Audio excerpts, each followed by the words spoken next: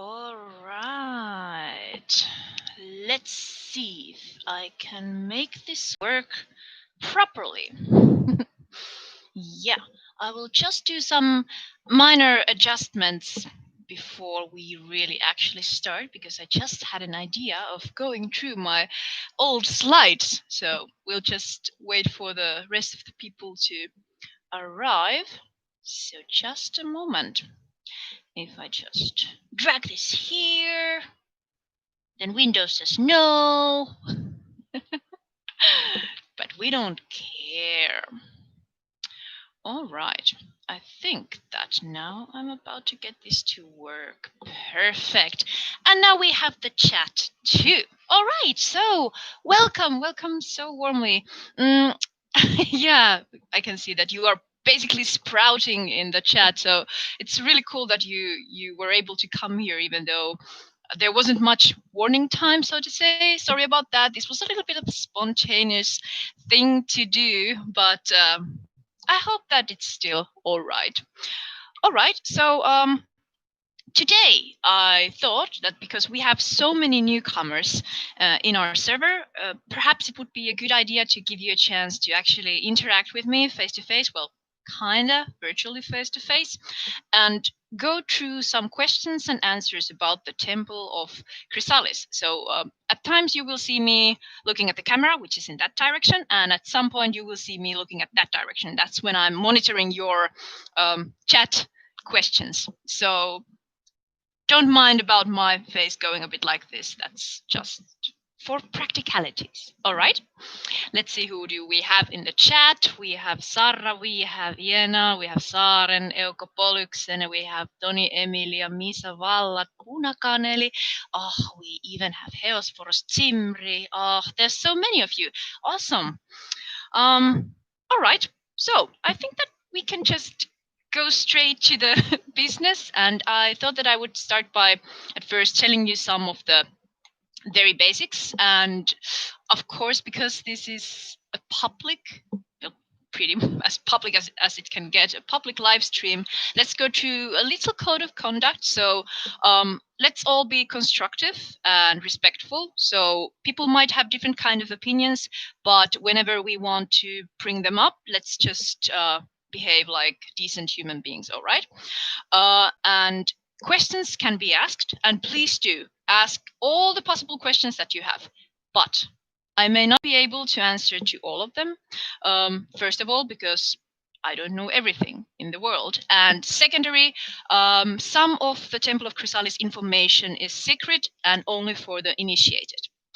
And before we really start, just to make sure, can you hear me properly? Just give me a thumbs up or let me know in the chat if there's any issues with the sound. I can always bring the mic a bit closer to myself and so on. Yes, okay, so at least for now it seems that everything is working. So what on earth is this weird butterfly cult or moth cult? I think that the Temple of Chrysalis has woken quite a bit of discussion in the scene of occult. I kind of hate to use that kind of phrase because most of the people in the occult who are studying the occult and secret knowledge of different kind of mystery paths usually also want to kind of keep it hidden. Then why do we just arrive here, slam the doors open and be all, hey, look at us? Well, we are gonna do things in a bit different way, and hopefully you will learn why. Okay, so if you don't yet know who I am Blackthorn. I'm the luminary of the Temple of Chrysalis, basically meaning the cult leader and the main founder of the temple. So I have some quite a long backgrounds in different kind of mystery paths, traditional witchcraft, chaos magic, Dragon Rouge. I've been studying several kinds of forms of magic, but it's not only about that. It's also about my backgrounds in different kind of studies related to mind, well-being, and everything related to psychology.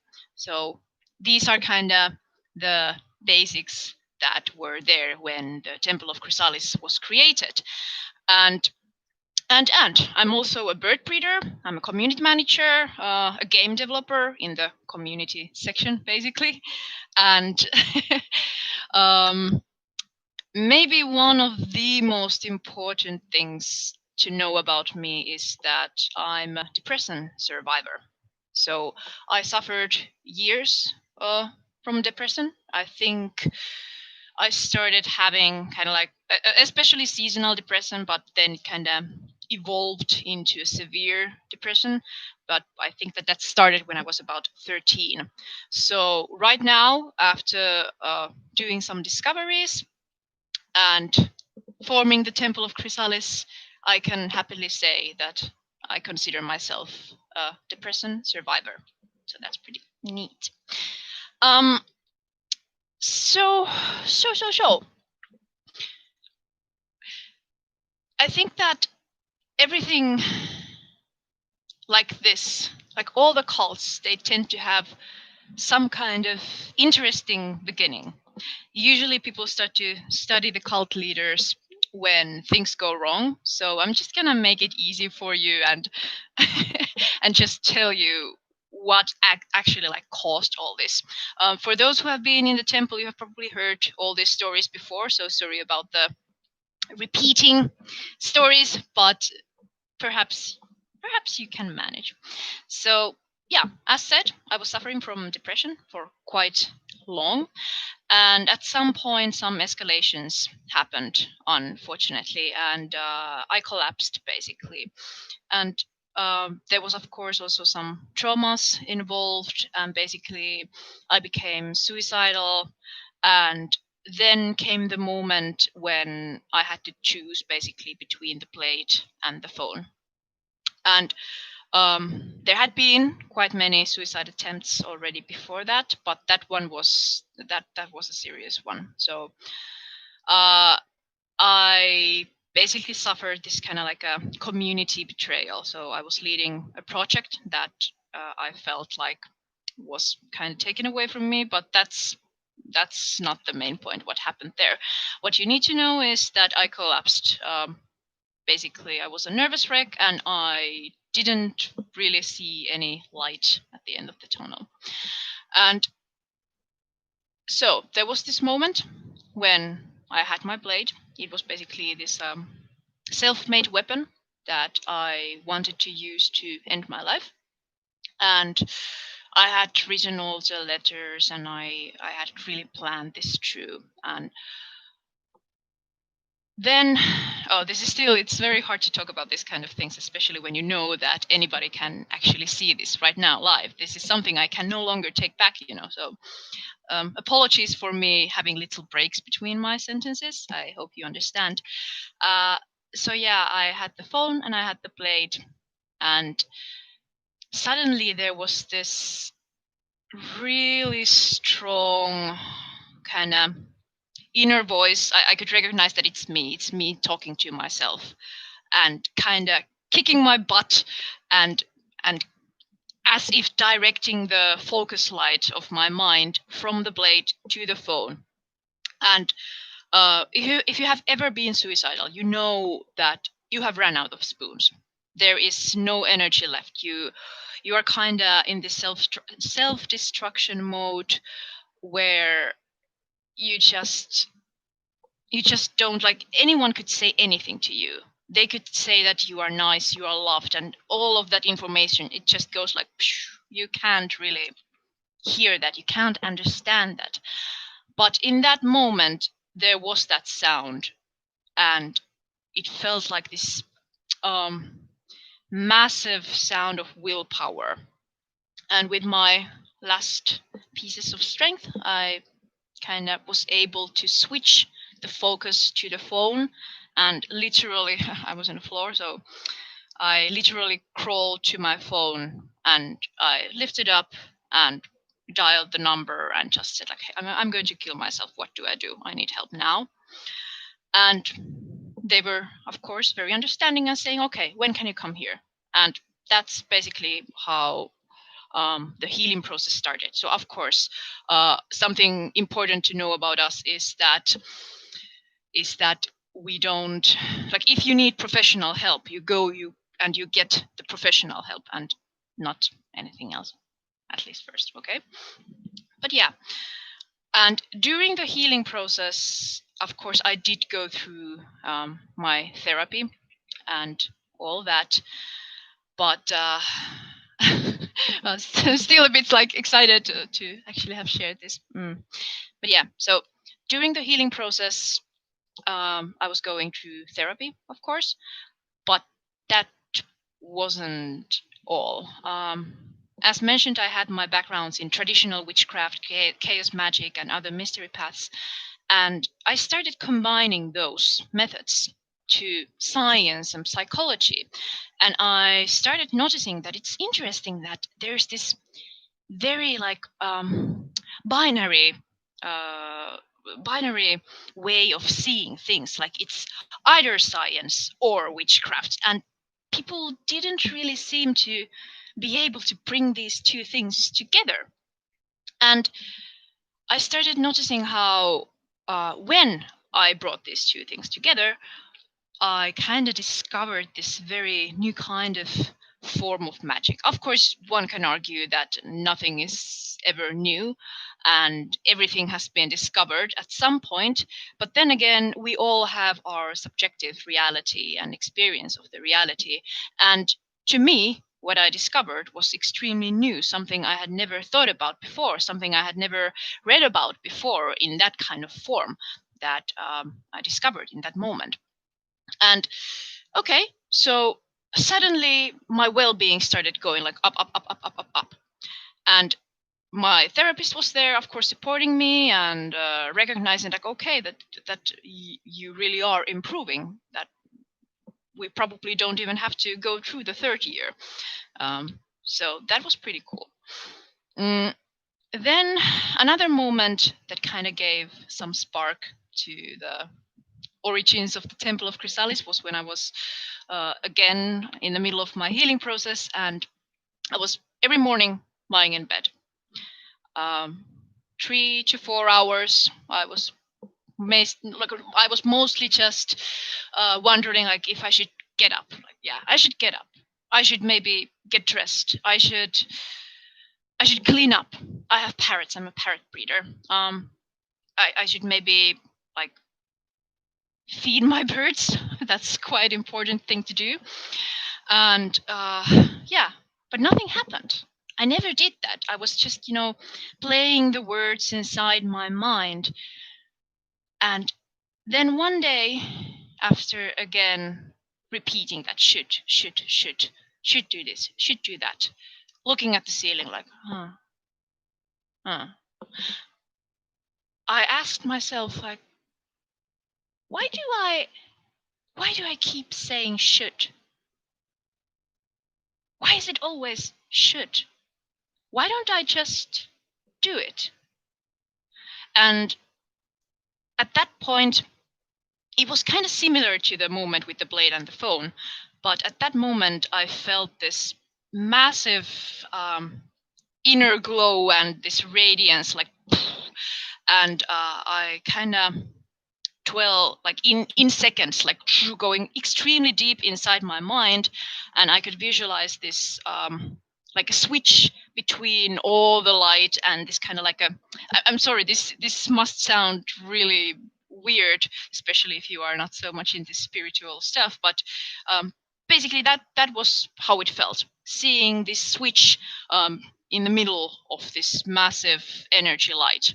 And I realized that if I inside my mind pull that switch, I'm able to change my mindset.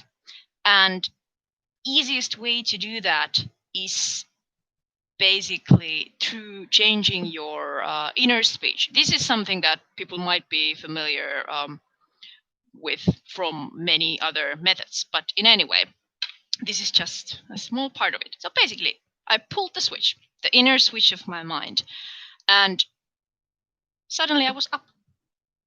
Then I went and made food. I took a shower. I fed my birds. I started cleaning up, and each moment of success basically gave me this, what is this? Was it this easy? And it felt like this kind of mundane level enlightening, so it wasn't anything like, oh, now I'm a divine creature at that point yet. But it definitely was this like, wow, how didn't I, like, how wasn't I able ever before to figure these things out? So that was pretty big. I started taking things forward and combining magic, rituals, and everything I basically knew about well-being and the things that made me feel better. And I started repeating those. I started from very small things, such as like drinking water, adding some magic to the water. No drugs. I'm not talking about drugs. I'm talking about magic. So yeah. Anyway, magical morning water and things like that.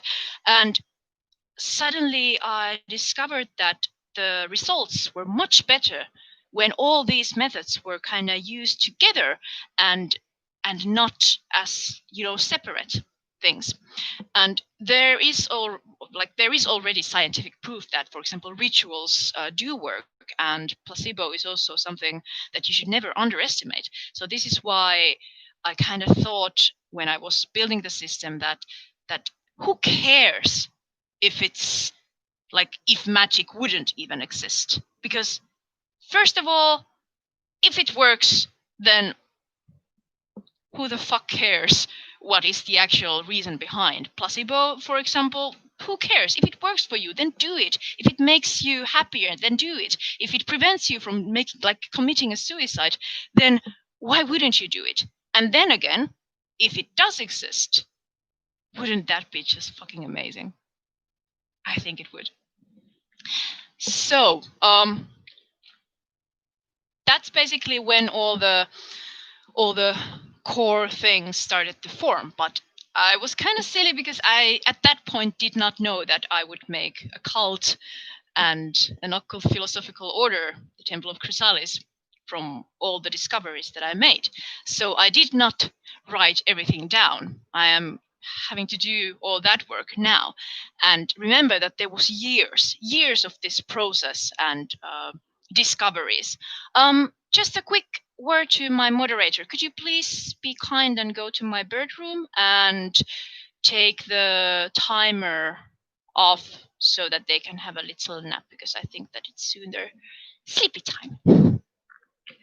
Thank you. So yeah, but that's not all. Sorry about the bird noises. I don't know if you can hear them. Maybe my mic is blocking them. But anyway, then I started really testing things. I decided that okay, I want 600 euros more per month. I want to be in a management group. Yeah, I want that too. I want a new title. Yeah, I want that too. I want to have my own team. Okay, these are all the things that I want. And I will give myself 6 months time to have all that. It took 3 months and I had all that. So that really made me excited. And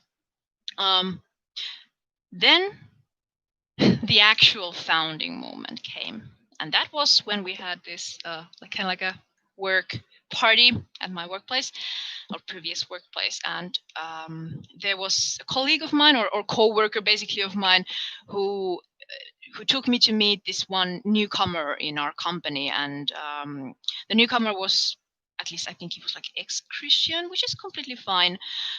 For example, well, at this point I want to say, we don't care what religion do you belong in. You are welcome, like no matter what. Okay. So anyway, back to the story. So the person was Christian, and they had some kind of debate because my coworker was an atheist.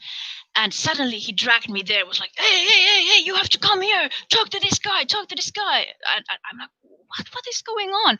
And I saw that there was this situation going on, and suddenly I was in the middle of a situation where my coworker was starting to kind of like introduce me in this very celebrational way. How to say that? Like, meet Ida. I never believed in anything, but this woman changed my life. And I was like, okay, this is a bit embarrassing. Okay, I'll take it. And I lifted my chin and was like, yeah, yes, I did. And just a second. Thank you. So yeah, next morning we had this discussion with this coworker of mine, and I told him that when this escalation point that I mentioned earlier happened, when I experienced a community betrayal, basically, there were people who, well, didn't like me. And because I already had some social media following and I had many people on my side too. So the people who disliked me basically mocked me as a cult leader, saying things like, oh, she thinks that she's better than anyone else, and she thinks she's a god, and she thinks everyone should worship her. And of course, that wasn't the case. It still isn't the case in the end. But anyway, I told about this, and my coworker said, like, hey, so why do you take that? Why do you take that as a bad thing? Isn't that kind of like a good thing that you have so much something? That's something that you could be like a natural born cult leader. And that made me go like, good point. Should I start a cult? And at that point, you could see him go like, yeah, right, ha ha ha.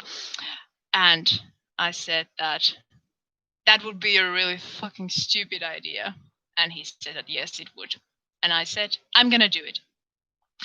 So that was in 2018, and now we are here. That's a long story, but to understand the fundamentals and the core and the basics of the Temple of Chrysalis, you really need to understand where I'm coming from. And of course, this is a short version of the whole story. There's a lot of nasty things, abuse and traumatic events. I don't want to go to them now. So I think that this is probably enough of my backgrounds, and let's go and talk a little bit about the temple. At this point, do you have any questions? If you do, just shoot it. Before we move forward, I will just take a quick look in the chat and see that I didn't miss any questions. Just a second. Oh, okay. Get us. And that was the coworker who now basically is my right hand in the cult, Archon Zimri. Okay. Oh wow, this is so good.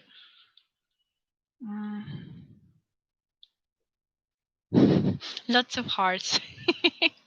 While Zimri appeared, says Avantra. Yeah. Look. Now this is pretty badass. Huh. All right, no questions at this point. So, what are we exactly? We are basically a process inspired by the life cycle of a butterfly, and we are also an ideology centered around this process. And we often refer to ourselves as occult philosophical paradigm. Basically, to us, that means that we study the mystery paths and occult, and our system has the characteristics of occult and esoteric. So basically, information meant only for the inner circle or the selected people, and that should not be revealed to the outsiders. And then there is also the philosophical part, which basically to us is that butterfly's life cycle and everything related to that. So basically, if you think about it, the butterfly's life cycle, we of course we have the eggs, we have the caterpillar, we have the cocoon, aka chrysalis, and we have the adult butterfly, which is sometimes referred to as imago. So when we talk about imago, it is not the same thing as image or your like a ego or anything like that. That's not what it means. Imago, the word comes directly with the word that refers to an adult butterfly. So that is also something probably smart to clear out at this point. Um, just a second. There are some wild sentences in the chat. People are craving for Simris mojitos. Mm. So, basically, our object is to find ways to break one's own imaginary bounds and thereby achieve this imago, as I mentioned. And the imago to us, as said, basically meaning the adult butterfly in concrete, but to us it means the ideal version of yourself at that particular point of your life. So we don't believe that you can just get enlightened and all of a sudden everything is fixed and you no longer have to improve or learn new things, or that you would be somehow perfect or you would have found like everything from life. So we think that you can experience several kinds of levels of enlightenment, and probably if you have studied other kind of occult, the term of gnosis is something that you probably kind of can relate to when we are talking about this type of imago enlightenment. And the path to your imago, or basically the whole cycle, it's not supposed to be only practical and pragmatic and only like I am just doing this and then I'm doing this. But if you really dive deep into the philosophy of the Temple of Chrysalis, the whole cycle and the process should also be about spiritual transformation. And here, when we talk about, for example, magic, and when we talk about initiation, we don't think that initiation is only just one single ritual, but initiation could mean also the whole process. So basically, initiation ritual is the escalation or the climax. Yeah, climax is probably a better word. So it is the climax of your process. And yeah, so it's about your journey, your spiritual journey, your magical journey. And if you would be here just for, self-help and only practical tips, then you could choose any self-help method. But that's not what the Temple of Chrysalis is. So that's something also that makes us quite different. So we do have magic, for example, as part of our system. And overall, the key part of the system is to inquire into the concept of reality and basically the means of influencing one's self and also the surroundings. So basically meaning, for example, people around you, even places around you, even weather. Some people have seen me doing some scary weather magic. But yeah, just a second. There's a question, I think. How all-encompassing the process and cycle of becoming imago is. Can it center around one or two things about oneself, or does it have to be bigger? That's a really great question. So, when you think about the caterpillar, it sheds its skin several times, and every time the caterpillar sheds its skin before it kind of wraps itself in chrysalis, those phases are called instars. And if you have like one simple goal, or for example, that I want to be a decent human being, or I want to start jogging every week. That would be called an instar, but that would not yet be an imago. An imago is basically you with your character sheet having all the character dots maxed. That's probably the best way to describe it. Um, and yeah, so usually when you become imago, there always is more than one traits that you start developing and improving. And most of all, it's all about what's happening inside, and that's the key thing number one that you start to mold and fold and edit kind of. So without changing your mindset, you can't change the ways you act in your everyday life. But then again, those two also kind of overlap, because sometimes when you change the behavior, it also changes your mindset. And this is also one of the key points of the rituals. And yes, becoming an imago is usually a process that takes years and years even.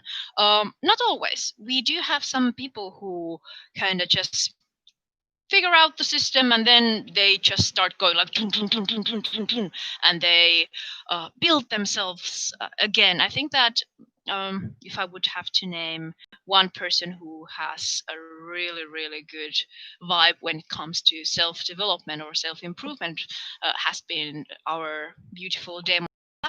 And I think that I have seen some like really amazing change in her. Another perhaps Tela that I could mention would be Tela Polyxene, who I think that she's been doing remarkable job, and the things that she has achieved have been basically life-saving, like literally. So those are some pretty amazing things. But even when we go to like, for example, let's say getting a new job or things like that, even that does not yet make you an imago. It's all about the mindset, all about being able to exceed your own, for example, labels, and kind of switch off from autopilot and instead actually take control of your own actions, if that makes any sense. And you could, I guess that you could just put it so that the whole chrysalis can be centered into the idea that I'm not satisfied with the present. What must I do to change the situation? How must I think so that something will change? And what must I leave behind? Let me see the chat again. Fred says, really, it can take as long as it needs. All of us are constantly changing, aiming higher, and seeking to improve oneself constantly. Yes. Yeah, exactly. I'd say that I went through one imago phase, but now I decided that I will start my cycle again, because I saw that there are still several things that I do need to improve. And before this stage of my life, I wasn't still ready for that, but now I think I am. I was long enough in that imago level, and now I see that I have gathered my strength, I have improved as a person, and because I have gathered my strength and developed my character and my mindset, I am kind of ready for more challenges. Yes.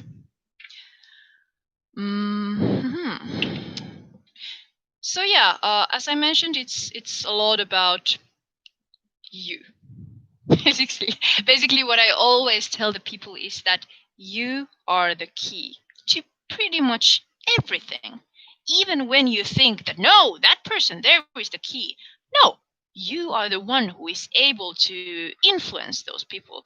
Let's say you need to have some governmental support, and well, Finns at least they know Kela, and they know how hard it can be. So basically, our country system is pretty nice.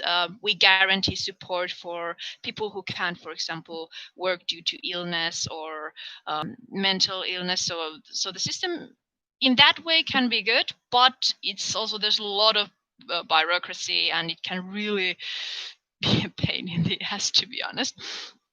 But the thing what I often hear is that people get, for example, rejection.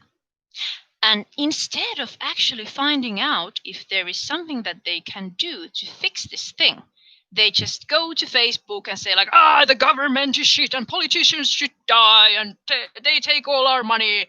And I'm like, okay, so did you call them and ask what happened? And they go, no. No, but they are still shitheads. Okay, did you email them and ask like what's going on? No. And recently, one of my close relatives had exactly kind of this kind of situation where her kind of this governmental support was rejected. And what she did was exactly what I would wish every chrysalid to do. So she contacted them and asked, like, what's going on? And she found out that it was simply a mistake. Nothing else. But just think about it. If she would have settled, she would have never been able to get that money, that support, and she would be like, she would have been so screwed. So that's a really concrete example, but there are several others. And victim mentality is something that is often one of the biggest reasons for people to kind of get so stuck in their suffering. When people always take the blame away from themselves. And I'm not saying that if someone is behaving like an asshole, that you shouldn't feel bad about it. Of course you can feel bad about it. That's not the point. It's more about this mentality of like when people go, everything is so bad in my life, so I'm going to hate all my friends because they never helped me, and I'm going to hate my companion because he or she or they didn't do what I wanted them to do, and everything is so bad, and I'm such a victim here, and you know. And it's so easy to go to that mode. But the problem is that when you take the kind of responsibility away from yourself, inside your mind you start to believe that you can't do anything about it, and your mind starts to feed you this false reality that you don't have the power to have a say about your life. I have a message to that part of your mind: bullshit.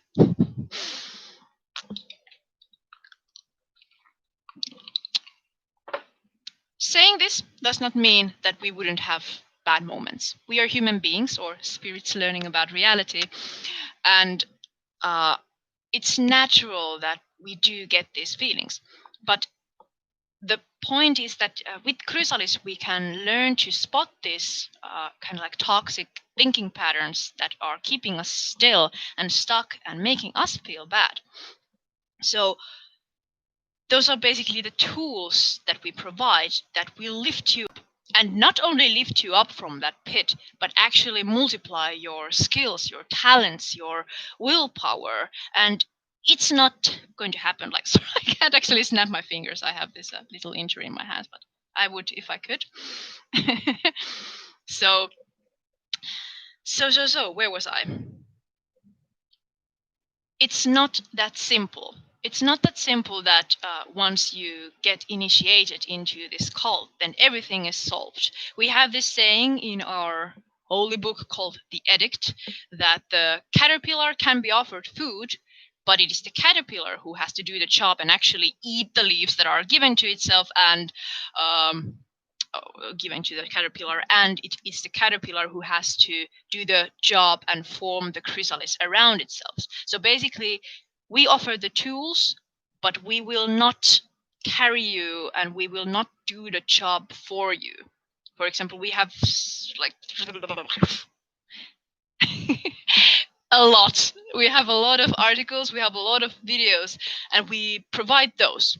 But if you don't kind of watch them, or if you don't use the tools given, then we can only pretty much like lift our hands. So no tools work if you don't use them. This is probably something familiar from all the like training sessions. So if you buy a course like build the most amazing fabulous apps in just 30 days, if you buy that course but you never do the movements in the course, then you will not get the apps, if that makes sense. Oh, hello Kaz, nice to have you here. So yeah, that's that about the victim mentality and your own responsibility. So maybe something also to mention about the cycle that we are so inspired by is the relationship between the chrysalis and the caterpillar. So I don't know how much have you kind of researched what exactly happens to the caterpillar in the cocoon. Well, I kind of was always thinking that, yeah, probably there's just some hybrid, and maybe the caterpillar just looks some kind of a hybrid or something, like a mix between a butterfly and a caterpillar. But that's not the case. What I learned at some point, and this was basically when the cult was building, what I learned was, or a little bit before that, what I learned was that the caterpillar is nearly destroyed in Chrysalis. And this kind of gave me this amazing idea about resurrection, and the idea that if you really want to be something completely different, then you have to stop being what you were before. So the caterpillar is pretty much killing itself in order to born again as this beautiful butterfly. So that's why our edict also says that resurrection requires death. And that, of course, doesn't mean literal death. We are not a suicide cult. We are anti-suicide cult. So in any case, what that means in our philosophy is that you have to make sacrifices. If you keep living the same way you have always lived and you just do some minor changes, nothing is going to change. That's not any spiritual awakening. Never ever confuse Imago with just doing a little bit of changes in your life. That's not the same thing. And never ever confuse just going through a spiritual metamorphosis in some, I'm just going to from now on go jogging every Wednesday. That's not the point. If you want something like that, go and buy some kind of self-help book. As said before, that is not what the temple does. We go into deep levels of your self-transformation. And the thing is also based on this kind of our holy trinity, so to say. That's why we also have Triaga. Well, that is only the one reason. But think about a human being. We work in physical level, mental level, and social level, or basically like physical, social combination. There's probably some actual word to that in English. Psykofysis sosiaalinen, psykisch-fyysisesti sosiaalinen. That would be the Finnish, if I remember correctly. But basically what it means is that the system takes into consideration your body, that we often refer to as vase. And your vase is carrying your soul, your mind, your ideas, your vibration. And that's the mental part also has, all the spiritual parts. And then we have the social aspect. And this is something extremely important to human beings. Even if we were completely hermits or introverts, it is still very important. And we have this tendency to measure our success or even our self-worth through other people.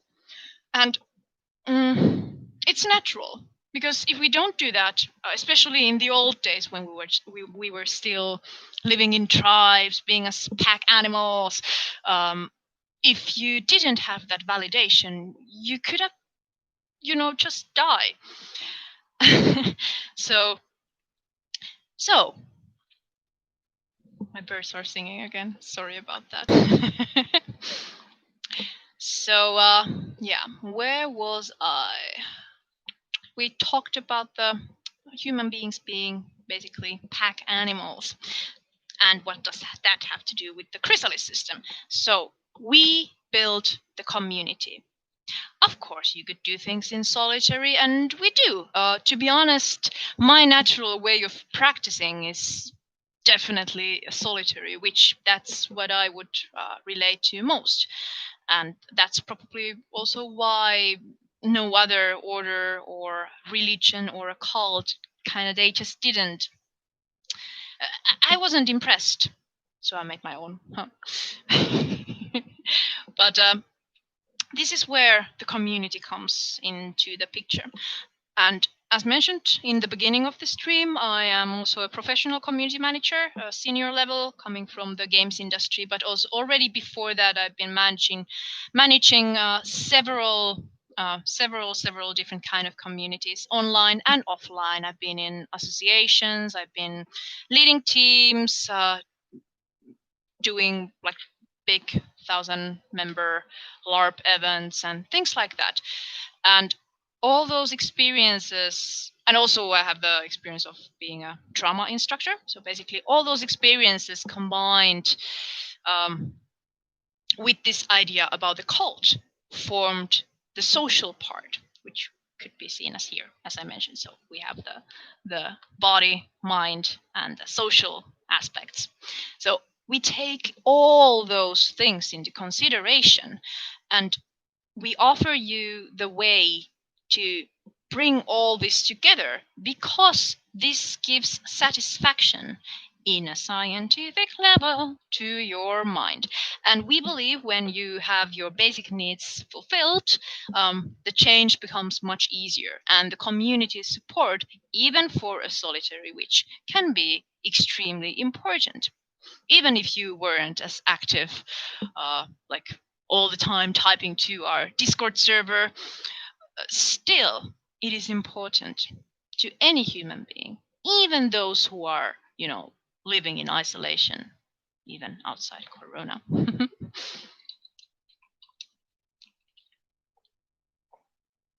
Damn, this is so good. Thank you, Timri. Let's have a look at the chat at this point. Oh, hello, Halla.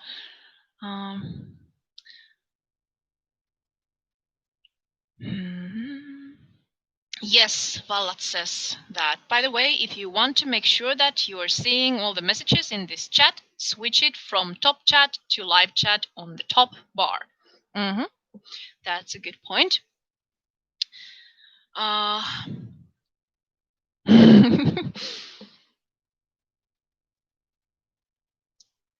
Yes, and then Demos Halla came. And then Kaz says that, I will admit that the social aspect of the temple has helped me more than I can explain. I never realized that I was starved of it until I made the leap to join the Discord. Thank you. That's really nice to hear. And I think that many share this kind of experience. I guess even I do, in a way. I've become addicted to my own product or cult. And what else does my background in the community management bring to the Temple of Chrysalis is that I have been able to kind of gamify it. And I guess that we can talk about that a bit later, but soon I will just mark it down, talk about gamification. Or in very much Finnish accent, gamification. Yes, I'm from Finland. We don't smile. We are silent.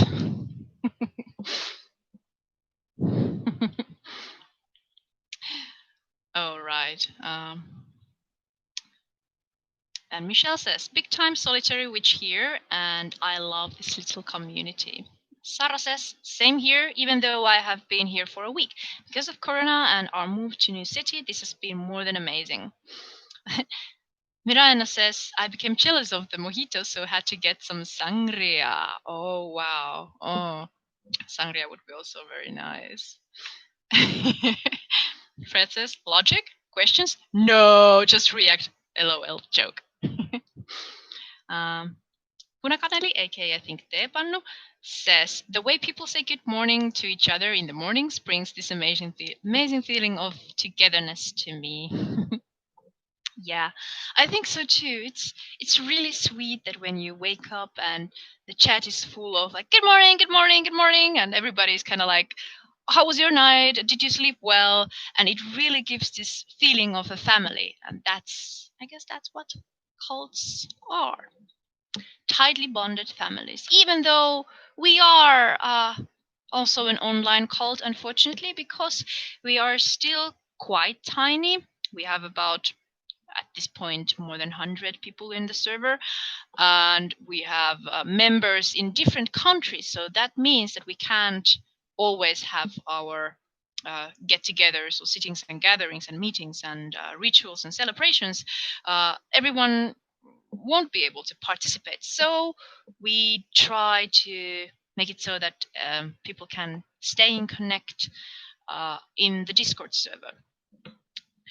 I'd be really interested because it seems that there's like 17 people looking at the stream right now, and I would love to hear, is there anyone right now watching this stream who is not on our Discord server? Please do say hello, and I will recruit you to a cult.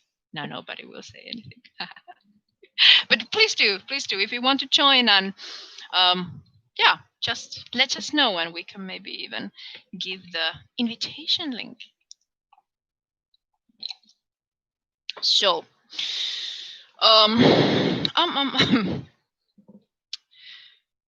what is Chrysalis in a nutshell? After all this long explanation, you could say that we are a non-religion religion. We are an order. We are a secret society. We are an initiatory system in which you are basically the god.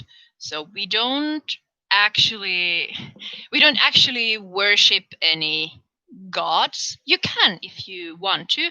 We have in our history we have had, well, different pagans, those who believe in the Norse gods, those who believe in the old Finnish pagan gods. We have had Satanists, atheists, Christians. We have had, I think that right now even a Muslim. In any case, your religion doesn't really matter to us. We are completely fine with different kind of people. Although we have been thinking about if we should at some point register. I'm such an elegant cult leader. So if we should basically register ourselves as like official religion in Finland. And there are several reasons why we could benefit from this, but we still need to kind of think about it, because I know that it could also make it seem less attractive to some people. And at the same time, I do consider the merits and good things that could follow bigger. And if any of you now gets a bit scared, like what, no, I don't want to join a religion, don't worry. Most likely you are not forced to, mark to your papers that you are a member of the Temple of Chrysalis. You can definitely have your primary religion, or just not belong to any church. But anyway, that is something that we have been discussing about. So yes, you could consider us a non-religion religion where the god is you. You are the god. Everything we have, everything that we could worship in rituals, all the entities that the Temple of Chrysalis has, they are all sides of you. Everything that there is. Whenever we bow to one of our kaleidoscopic spirits that we're going to talk about later, everything of those are something that comes directly from you. You are the divine, awesome, fabulous creature. Miraina says, I was just about to say that maybe register it as a religion, but make it non-mandatory to register as a member officially. Yeah, exactly. Oh, hello, Vargina. Nice to see you. So, then Chrysalis is also about giving tools for living, for different kind of problematic moments in your life. It is also kind of like this personal honor code. We have this nobility code for Chrysalis, basically like argue like a nobleman, challenge like a nobleman. And what that means is that you don't have to go all trolling and being an asshole or anything like that. You don't have to be like, you can always challenge, but you don't have to go like, so have you really wondered this? Have you considered the science? But you can actually like be a decent human being and not try to bring your point with this toxic, I need to be better, so that's why I challenge. Think about your reasons. Why do you want to challenge someone? But we do value greatly different kind of opinions and different realities, as we refer to different kind of mindsets, for example. So yeah, and then of course we are a group of like-minded people, and I think that what we talked about our Discord and saying good morning and good night, that already tells you something. And I guess that you could also say that we are a place where magic, science, and self-help meets. So, as I explained before, none of these things have to kind of like exclude each other away, and they can really operate in harmony. And that's also kind of like the thing that makes us a little bit different from many other similar orders. Self-improvement cult, you could say that. But then again, I guess that all the cults are more or less about self-improvement, or at least that is how it's sold to you. Sometimes it's just that, yay, if you kill yourself, then you will born as an alien, and that's your self-improvement. We are not about that. I will soon talk about the term cult. Yeah. But it's also like, if it's easier for you to talk about it like that, then go ahead, because that's also what it is. Of course, it's not as simple like to just call it a self-improvement cult, because self-improvement doesn't really involve, for example, magic, but not everybody will understand. So whenever you talk about Chrysalis to someone who is not in the temple, talk about it in a way that makes them understand. Approach them inside their reality and not just yours or not just mine.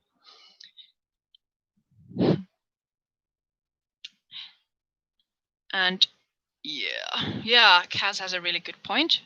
She says that I've been telling my friends and family it's a self-improvement cult because that's the best way to describe it without scaring people, for me anyways. Yeah, that's a really good point.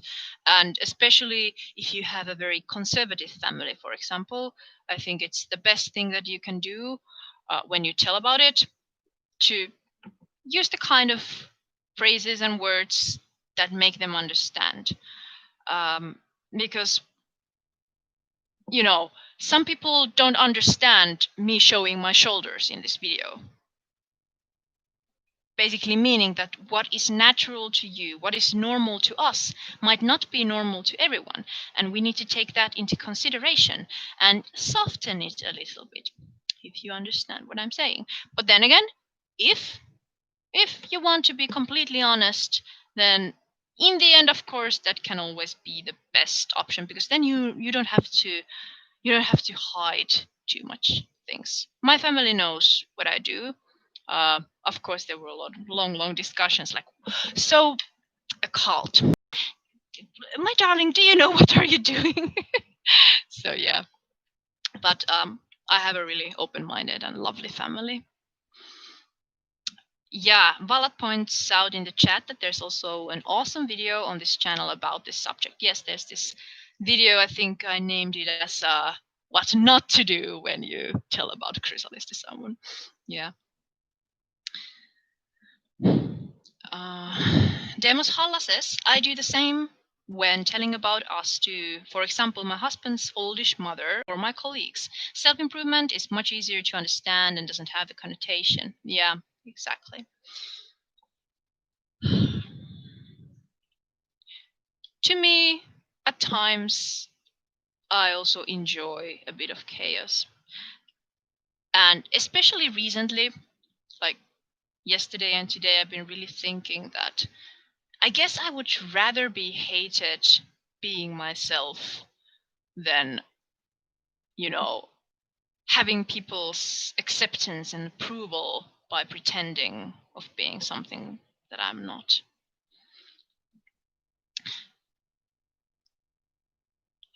Yeah. In practical level, one could of course ask, like, what is it then that we do? We meet each other. We gather. We have our Discord server where we operate daily, basically.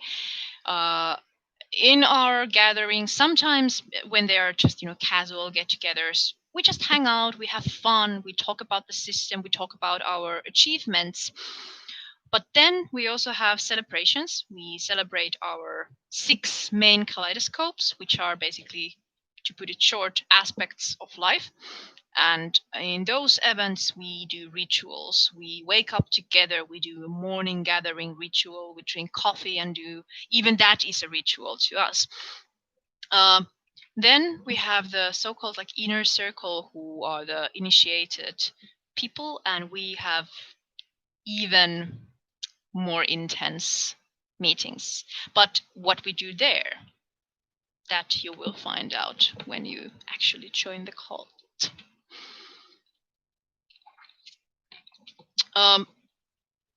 So you could also say that we are, let's just say that we are seeking for joy and pleasurable situations and events, which basically also means that we are more or less hedonistic cult. We are also sex positive cult. That does not mean that you are somehow forced to participate in orgies or something like that. And that does not mean that I would be the stereotypical cult leader who comes to you and forces you to have sex with me. No, thank you. I have my own partners. I don't need to use my cultists as a source for my own satisfaction. So no worries about that. But what we do have is that we talk quite openly about our sexual experience. We talk about our preferences. We chat about, for example, toys, our favorite positions, our kinks and fetishes, and all that is completely fine. Because I believe that sexuality would bring so much happiness. And I also believe that the culture, the society, everything that we have been taught about, like cover yourself, it's just fucking horrible. We are made into being so ashamed of our body, this vase that the main purpose of this whole thing here is to kind of keep this mind safe and working and take our thoughts and ideas into different places. It's a tool, it's a vase, as said. And how damn horrible it is that somebody comes to you and says that, oh, shameful vase, you have to cover that vase, or otherwise you are somehow a bad person. Like, what the actual fuck has happened? And when it comes to sexuality in general, that's like the most normal thing ever. As said, I'm a parrot breeder, and I may go to my bird room, and then you go there and you hear this sound, and there they are mating, and I'm like, Okay, I guess they're gonna have babies soon. I better put nest boxes there. But it's like the birds when they do it. Um, always, of course, they look a bit silly, especially the males. They tend to they lift their cheek feathers a bit up, which looks like it makes them look like they would be smiling. They have this. And then they, move there, and when you walk there and you look at them, they look back at you, being like, I'm having fun, and you're like, okay, good for you. And those birds don't give a shit that I'm watching them. They are having fun. Um, they are making babies. It's completely normal and natural to them. And and then there's us, we human beings, who are like, oh my, I just saw an ankle. Oh, what a disgrace. Must close my eyes. Heresy. Yeah. Um. Um. Um. Um.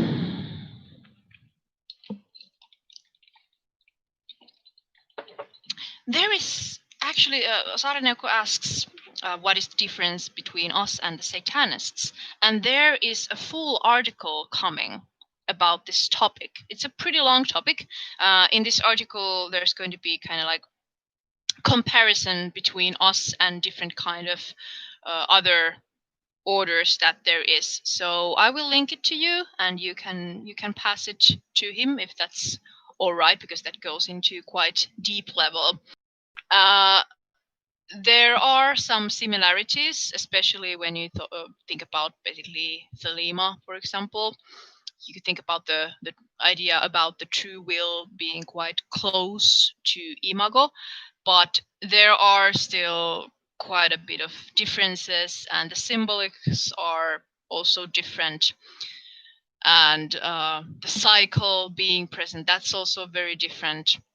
The way of using magic is different. Kaleidoscopes are completely different. That is something that is in no other system except in the Temple of Chrysalis. So there's a lot of things that are completely different. But there are a lot of also similarities, especially with some satanic philosophies, let's say. And please don't confuse this with the like religious Satanism or the Satan's Church or things like that. So that's not the point. But for example, if you think about the similarities, I mentioned the true will. I said it's not completely the same, but it does have some similar vibe there. Then there's also our similar belief that basically your relationship is between you and someone else and not between anyone else. Of course, that's not how it's worded, but there are some similarities when it comes to that. So basically, you can think about the law of Thelema and the law of love under will. And of course, now someone can say that that's not how you interpret it, but that's not the topic of the stream. And I think that you understand when I say that there are similarities, but still a lot of differences. So, let's see the chat.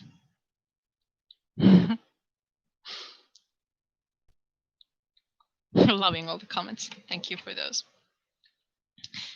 Yeah. Yeah, just as Michelle says, Christianity-based Satanism, that's something very different.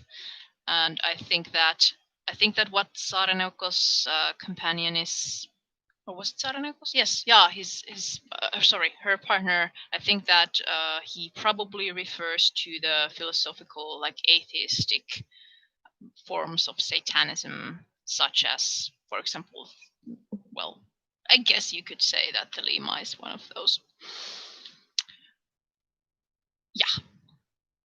So then, biohacking. That's also something that I consider being quite an important part of the temple. So biohacking, it's a really wide term where well, I guess that the name pretty much tells it all. So you use different kind of methods to kind of hack your body and mind to be something even better. Many of our methods could be considered biohacking, and biohacking in its like easiest forms could be something as simple as drinking a glass of water as the first thing you do in the morning. But when you go into extremes, it could be even about like planting some microchips under your skin or something really creepy like that. Well, to be honest, I don't even think that it's creepy. I think it's awesome, but that is something we don't usually talk too much about with beginners because we don't want to scare you away, and we don't want anyone to think that this is something that we demand from people. That's not the case at all. But it is something that would be very much approved inside the temple. It doesn't matter how you achieve your ideal self, as long as you know you do it in a way that serves you and isn't anything too stupid. So if you, let's say that you want to place yourself place a microchip under your skin, and you do it alone in an unsterile environment, that would be just fucking stupid. That would be just stupid. We do controversial stuff. We do blood magic. We do sex magic. We don't completely ban, for example, well, okay, let's say, for example, manipulation. We don't like the idea of it in a general level. But if you are so skilled that you are able to actually make someone else act in a different way by affecting into their emotions, and nobody can tell what just happened, then be my guest, as long as you carry the responsibility. Because if you get caught of intentionally being manipulative, that's when you are so screwed, especially with me. That's like the moment number one when I'm like, okay, I just noticed what you did there. It's going to take a while before I trust you again. So, yeah. But here we come to one of our rules, being here is also the difference between, for example, the true will. Whereas the Lima has the part that the only law is the will. In our case, is pretty much do what you want, but bear the responsibility. So if you want to go, and if you really want to, for example, go and tell someone something in really blunt, honest way, and you think that this is the right way to do it, this is what you must do, this is all about honesty, but you communicate it like shit, then you can't really, if the other person gets really upset, you kind of must understand that the way you put it might have affected it. And then again, it's not that simple. In the end, everyone is responsible of their own reactions, of course. So people react in different ways, but sometimes it's more obvious that someone is an asshole than in some cases. This is maybe too much in between the lines, so let's just move forward. It's getting pretty hot in here.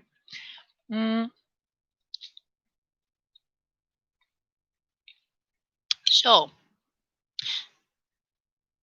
we basically challenge our own reality. We change our labels. We aim to change the kind of reality that exists inside our mind. And it's basically like if you have thought in this one way through your whole life, how do you switch it? How do you make it into something else? Because if you want to become something else, you have to start behaving in other ways. You have to start thinking other ways. And changing your thinking process can be just extremely difficult. How do you change something so abstract? Now that's a question, and the Temple of Chrysalis might have some answers. But that is also something that we do. Then it's also a lot about, as I mentioned before, about kind of being the key, you being the key. I mentioned the governmental support monies and things like that. And of course, there are things that are challenging, things that you may think that are just completely impossible. Let's think about my probably favorite favorite comparison, the princess. Think about you wanting to be a princess or a prince, but let's just talk about princesses for now, okay? Let's say that you want to be a princess. Of course, at first you probably feel that, but that's impossible. I can't be a princess. Like, what are you talking about? That's insane. Like, that's way too, like, no, that just can't happen. But there are princesses in this world, and not every one of them were born as royalties. And when you really think about it, there are ways. At least what you can do is to process all the odds to be in your favor. So think about it. Where do princesses hang out? Or like, where do they usually hang out? You probably want to go into that kind of places to, get to know the people who might have a need for a princess. Or you can marry a prince. Then what you need to do is to find that prince. Go to places where princes hang around. You need to be able to charm a prince, meet a prince, then marry a prince. And of course, now someone is like, what the fuck? That is so stupid. And no. It's so hard and so blah, blah, blah. The point is not how hard it is. The point is that it is possible. That's the point. And when something is possible, the only person stopping this is you. It is exactly that thought when you are like, yeah, but that's too hard, that's impossible. that's you saying that. There are still people who actually achieve that dream. What if that person was you? What if that person was you? Of course, now someone comes and says like, hey, but what if I'm like I identify myself as a dude. I'm a man and I identify as a man, but I still want to be a princess. Now what do you do? Well, of course that makes things a bit trickier. Then probably you would either need to, well, go through some at least physical transformation, or you should change the world in the way that princess would be a gender neutral term. There are ways. You just have to think outside the box. The ways are not always pleasant. The ways are not always easy. The ways don't always sound like there would be any sense in those. But if that is your dream, if it's like your biggest goal in your life that you want to be a princess, then why the hell wouldn't you at least try?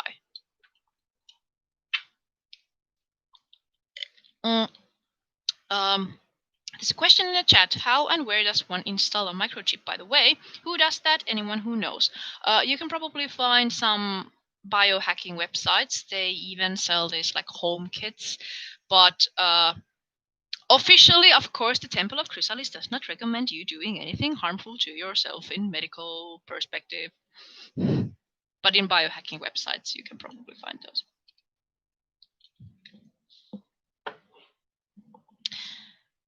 And then something, of course, you always need to consider is that what is it that you truly want? Like, do you really want to be a princess? It might sound cool, but do you really want it? that was, for example, my question when I was like, okay, do I want to be a cult leader? Do I really want to be a cult leader? And to be honest, I didn't know all the challenges that I would meet when I started doing this. But so far, I am still ready to carry the responsibility and all the downsides that there are. I don't care. It's still fun. You could say that Chrysalis is quite meta in the way that being a cult leader became a sort of this testing way of me to test how Chrysalis works. Like, can I be a cult leader? What do I need to do to be a cult leader? Okay, I need to start living and breathing this system of mine. I need to go full on doing it. I need to start acting like a cult leader. I need to start dressing up like a cult leader. I need to look like a cult leader to be treated like a cult leader. I need to create a system where I would be like a cult leader. And even though all this is created in an artificial way at first, it becomes as reality. Now there are all those like 100 people and a bunch of people who are waiting for initiation, and a bunch of people who have already been initiated. And that's basically, I think that it would have never happened if I didn't decorate my home in this like a cult temple way, if I didn't started to in every moment of my life somehow send the message that I am not just a random game developer from Helsinki. So when you want to be something, be that something. Start living your life already like it was true. That is so important. I can't even put to words how important it is. Valat asks, what has surprised you the most? Ooh, that's really, really good question. Let me think.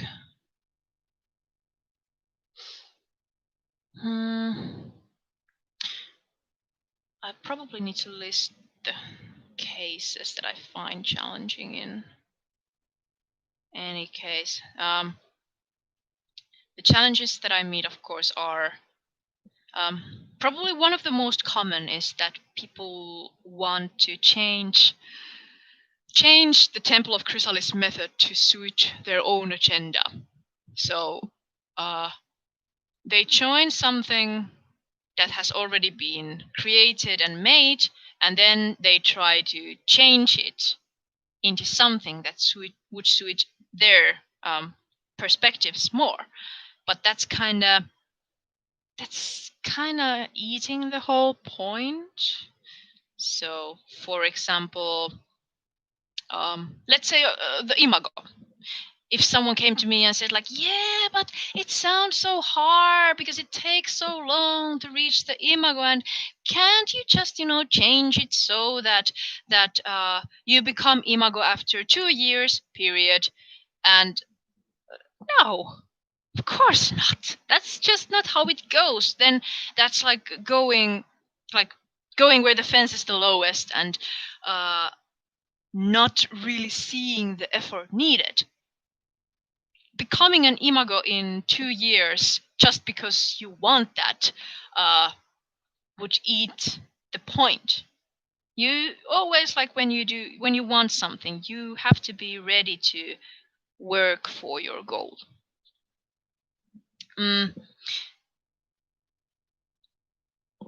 There are also many things that I can't say that I'm so surprised about. For example, like people challenging me about the word cult. That's completely fine, and I was always ready to take that. I guess I could say that the most I'm surprised that whenever someone leaves or has any kind of disagreement with either me or the Pantheon or the temple or the server or anyone at all, when they leave, when they start talking about it to someone else, there is always this repeated sentence which is about ish like, but me and Luminary were friends. We were friends. And I'm like, oh, that's interesting. Because my standards for using the word friendship are extremely strict. So people want to use my name and drop my name to validate their point to others, which is interesting because usually in those conversations they at the same time dislike me, but then they drop my name and want to kind of boost their own ego by claiming that they were somehow close to me. I guess that would be something that I did not expect because I can't yet see the logic in that kind of behavior. That's, yeah, I guess that would be my response to that question. And don't get me wrong, I'd say that not many have even left. Those who actually matter can be counted with fingers of just one hand. And those who don't are usually people who, just come to the server, they hang out for a moment, and then they are like, okay, maybe I'm more Wiccan. Or then simply they just vanish and they don't say anything, and we have this rule that if you are not taking the Discord role called Chrysalis, which refers to every Temple of Chrysalis lover that there is in this world. So if you don't take the role, if you are not a chrysalid, you're just a hang around and you are just stalking there silently. That's usually when we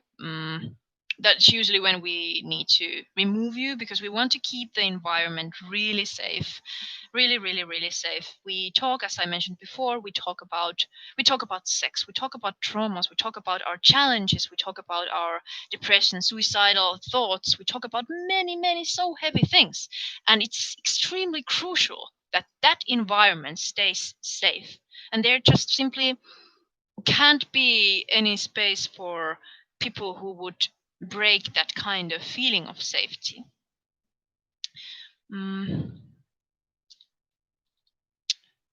There was this comment that maybe it's their way to tell that they have nothing against you, just a thought. Oh, no, it's not. No, it's not.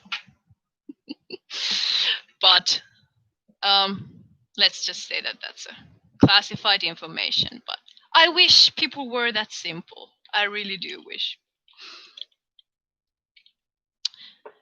In my eyes, what I have seen is more about wanting some kind of status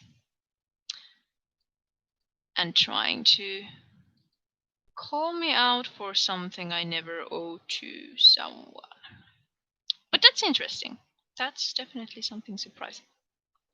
But basically, I just think that you can't say, for example, that someone is. Sorry, question. Just a second. You can't basically say that someone is a bitch and then say that, but we are friends, in the same sentence and mean it as a purely compliment. Cass says, how long are you streaming for? My dinner is almost ready. I'm going to continue for a while, so just just go ahead and eat if you want. This stream will be it will stay on our YouTube channel anyway, but this will probably take a while now that I have actually sat down.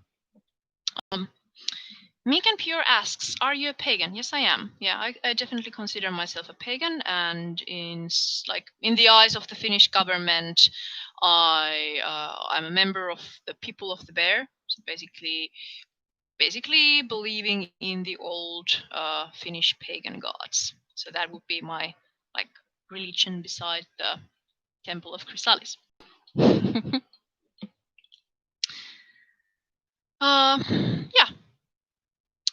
The pillars. I have mentioned our edict sometimes. So I'm just going to be boring and read this to you, because even though you could just go to our website and read them yourself, I know that people are nowadays a bit tired of reading things, so I'll just go this through quickly. The pillars of metamorphosis. Each person has an imago, the ideal self that can be achieved. The larva can be offered food, but it must make the decision to begin the chrysalis. Resurrection requires death. The pillars of morality. Do as you desire, bear the responsibility. Goodness is reality and situation dependent. Evil is an anomaly in reality. A happy person does not deliberately cause harm, hence, happiness is an aspiration. The pillars of ecstasy. Joyful experiences increase happiness. Ecstatic experience brings you closer to reality shaping, which is the term to our psychological magic. And the relationship of two people is what they agree with one another. The pillars of reality. The universe consists of vibrations, frequencies, and energies. Reality is an interpretation of sensory feedback. Shaping reality is the key to self-improvement. The pillars of mind. The mind is the most important tool for shaping reality. Limits of the mind can be exceeded. With control, primitivity is freedom and chaos is power. All right. Saarenaukko says, I might say my friend started a cult and it's really cool, but I use the word friend very lightly. I could call almost every chrysalid a friend. Yeah, and there's of course the difference between a kaveri and ystävä, especially in Finnish. And ystävä is the really strong term. So I guess that in English, if someone says that I'm their friend, it's usually more cool and more okay to me than if there's a Finnish person saying, my ystävä. Ystävä is like a really deep form of friendship, basically. Megan Pure asks, so why did you decide to be a pagan over something else? I'm a Christian. I didn't decide. I just am. I could probably ask the same from you. Why did you decide to be a Christian over something else? So there are different people with different beliefs, with different kind of experiences, and there is absolutely nothing wrong about that. And I was raised as a Christian, but even already when I was still part of the church, even already then I was practicing witchcraft and I had a really strong connection with nature. So yeah, that's that. Always in my heart I feel I have been more or less a pagan. Then, so if you are a chrysalid, what are your obligations? I'd say that a chrysalid should reach towards the Imago through chrysalis. And chrysalis is the process of your self-improvement, especially we usually talk about the stormy version of that, so it's not just the moment when you start preparing, being a bit like, okay, so I will just write things down and make some plans. That's not yet quite chrysalis. Chrysalis is when things really start to happen. That's when you start executing things. You really start moving forward. You may let's say that you are in a toxic relationship. That's when you really start moving away from that kind of toxicity. Sorry, I will come back soon to the chat. So yeah, Then chrysalid lives in magic and science, and there is a big emphasis on the word "and." So a chrysalid should not deny either.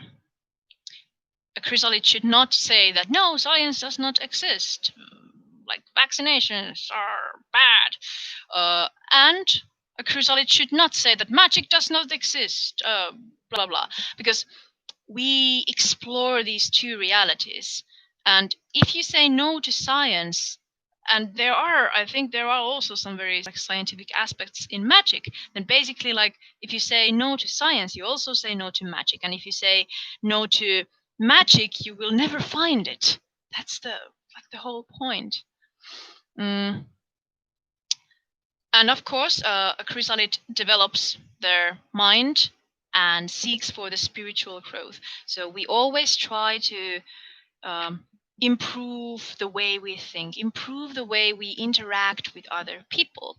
And a chrysalid also seeks for pleasure, not in the kind of like it's not as simple as it may sound, because we also develop a tolerance, and that's also something that many don't really consider when they talk about hedonism. Uh, uh, uh, uh. But we believe that when you experience joyful moments, it increases your levels of happiness. And when that happens, you get closer to happiness. And because a happy person usually doesn't have any reasons to, for example, go around in the internet trolling others, questioning others, or throwing garbage on others, or being judgmental towards others. Happy people don't have that need to do that. That is why we aim to be happy, and that is why we seek pleasure. And then, based on their own morals, we also encourage people to respect nature and strive to connect with it.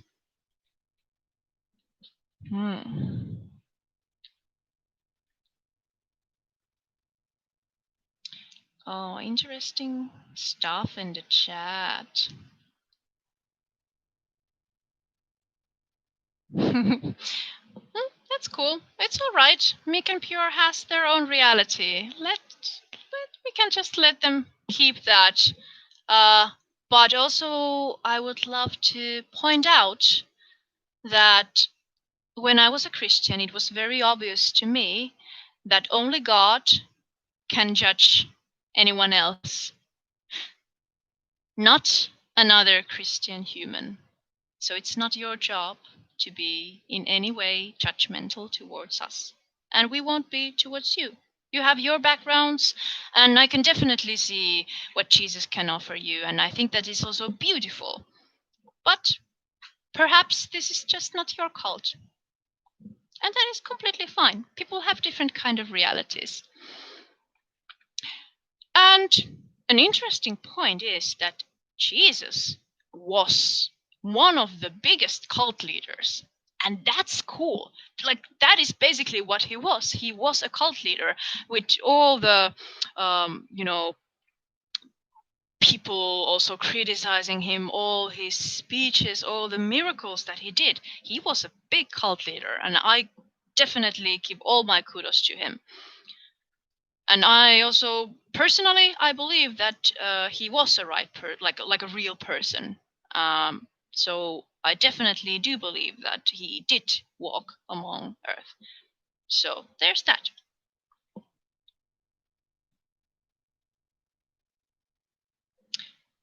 Yeah, there's a really good point about sins. Fred says if you follow a different path that doesn't believe in sins like Christians do, then there is no need to have someone atone for our sins. Exactly. We don't believe in sins, unfortunately. So that's not our thing. But if it's yours, like a single chrysalid can believe in sins, and that is completely fine, as long as any like outside religions aren't forced to be part of the temple. Because that's like, if all the religions that we hardly and warmly welcome inside the temple, if everyone is to make a something of their own, then we just become something eclectic and we lose what is our origins. So please do respect that. It's all right to have your own reality, your own religion, and your own perspectives, but you have to also respect what other people have, because we are so different from so different cultures and all that. All right. So if we talk about some of the principles that the temple has, it's basically like healthy individualism. So you really have to take care of yourself first before you can take care of anyone else. We always aim from victim mentality to recovery. Pleasure is okay, not a sin in the eyes of the temple. Emotions are also okay and a very useful tool. For example, sometimes people come to me saying like, yeah, but Nietzsche, Uncle Nietzsche told me that this is not cool and you have to be the Übermensch, but we are not born from Uncle Nietzsche. We are the Temple of Chrysalis. And yeah, emotions to us are extremely okay. And we use them in our magic. We use them to become better. We use our mind to monitor them and to change them, because sometimes emotions don't serve you the way you would want. And yeah, anyway, we talk a lot about these things too. Then of course communal help is part of our principles, but it always has to happen within reasons. A Telea member, who's basically an initiated member, they always have the right to turn to the temple and ask for their help. And Sarah needs to go as she's almost home and says that I need to go. But thank you for this. This was amazing. Thank you, Luminary. Thank you for being here. It was nice that you came. That's really cool. Yeah. As said, communal help within reason. So nobody is punished if they don't have time now to move your stuff. But if they do, then it's expected that they will offer their help to you. So then there is the concept of good and evil that the Temple of Chrysalis thinks that is definitely not something black and white, even if we have an intention in our mind. Always using the example of love spells. If you do a love spell and force someone to be in love with you, even though your intention is good and you belong together and he's your soulmate, blah, blah, blah, that still is marriage started by kidnapping. So that's that about good and evil. And then inner radiance is always a good thing, and one should be proud of one's achievements, especially to us Finns. Jealousy is something that is always there, and oh my god, how strong that thing can be to us Finns. And that is something that we chrysalids rebel against too. So we have, for example, a channel that separately tells that basically the channel's name is Hype Your Achievements, and when you go there you can say like, hey, I passed the test, and people come and they will cheer for you, and you are allowed to be proud of yourself and your achievements. Like, why wouldn't you? Just because someone has something that you don't have doesn't mean that you should somehow dim down the other person's happiness. Why don't you just, use it as a jumping board and find ways how can you also get that kind of happiness? Yeah. Let me check. I have some notes that I typed. I promised to talk about the gamification. So basically that takes us to the hierarchy of the temple. What is hierarchy in general? Hierarchy means different kind of titles and levels with different kind of entitlement of decision making and power, yet also always followed by responsibility. So every place inside the temple must be earned. There is not that kind of situation where something is given to someone just because they say that I want to be the high priestess, please. I'm like, yeah, go and grow a bit. So definitely people always have to have reasons for their titles. But basically,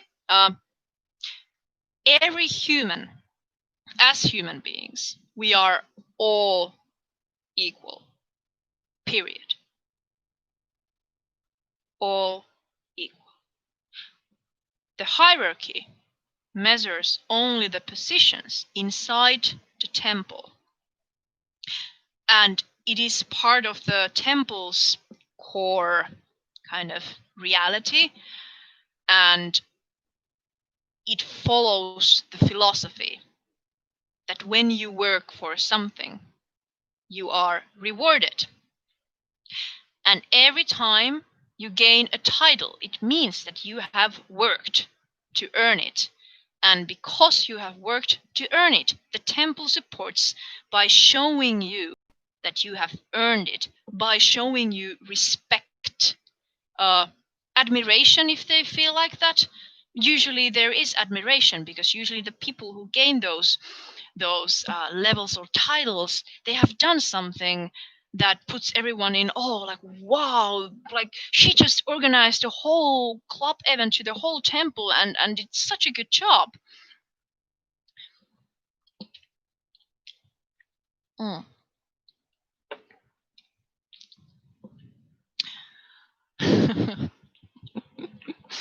Oh, meek and pure, may Acherontia bless you. Mm. Anyway, so that's what the hierarchy is about, and everything needs to be earned. But as human beings, we are always equal. And I guess that you could just bring it all to this point that what I really want is that no chrysalid would have to, lie on their deathbed and think that they never did anything cool. I want every member of the Temple of Chrysalis, every chrysalid that there is, I want you to uh, live your life to the fullest, experience like insanely cool events and situations and cinematic moments. I really would love that, and I want that when your time comes, you can say to yourself like, whoa, at least I have lived. That's, I guess, my main goal.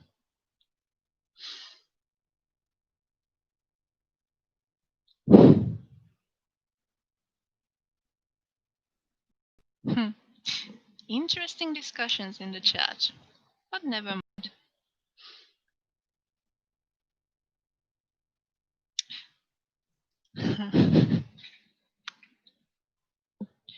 All right. And then I promised to talk about the kaleidoscopes. I also thought that, you know what? You know what we could do? I will teach you. I will teach you one chrysalis trick. And the trick goes like this. Okay, come close to me. Okay, so you can actually detach someone's reality from your own. And when you do that, let's say there was a person you don't want in your life, complete ignore. Don't reply to them, don't message them.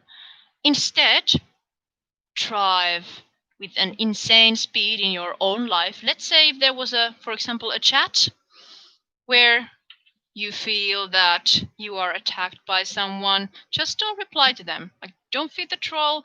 You simply comment as much of your own cool stuff that you want and drown all the trolling in your amazing comments.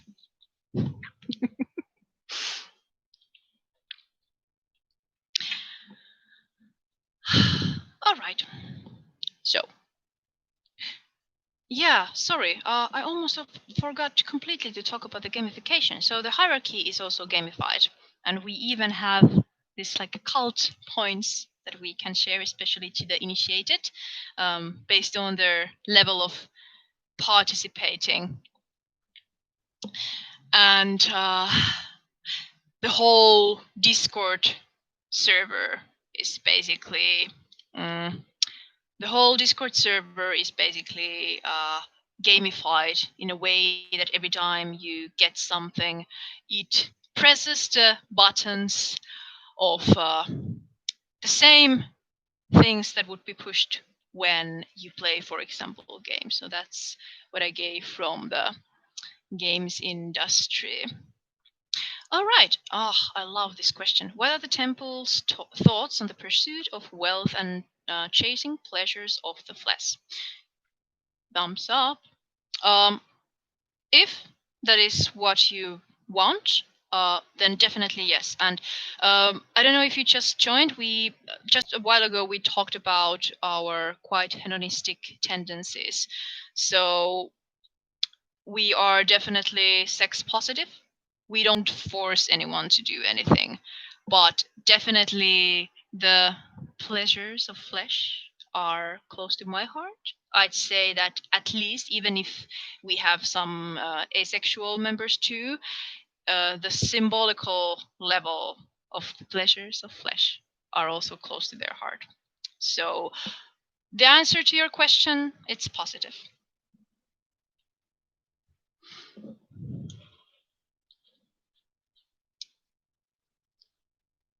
All right, then the kaleidoscopes. One of the biggest and most interesting and most fascinating traits in the Temple of Chrysalis is the kaleidoscopes.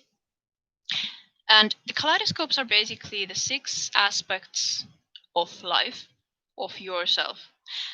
And those kaleidoscopes are also divided into smaller kaleidoscopes, or subtypes as we call them, and also those are divided into archetypes, but those are basically behind initiation.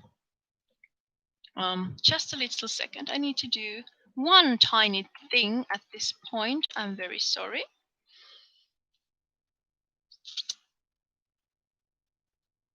This won't take long.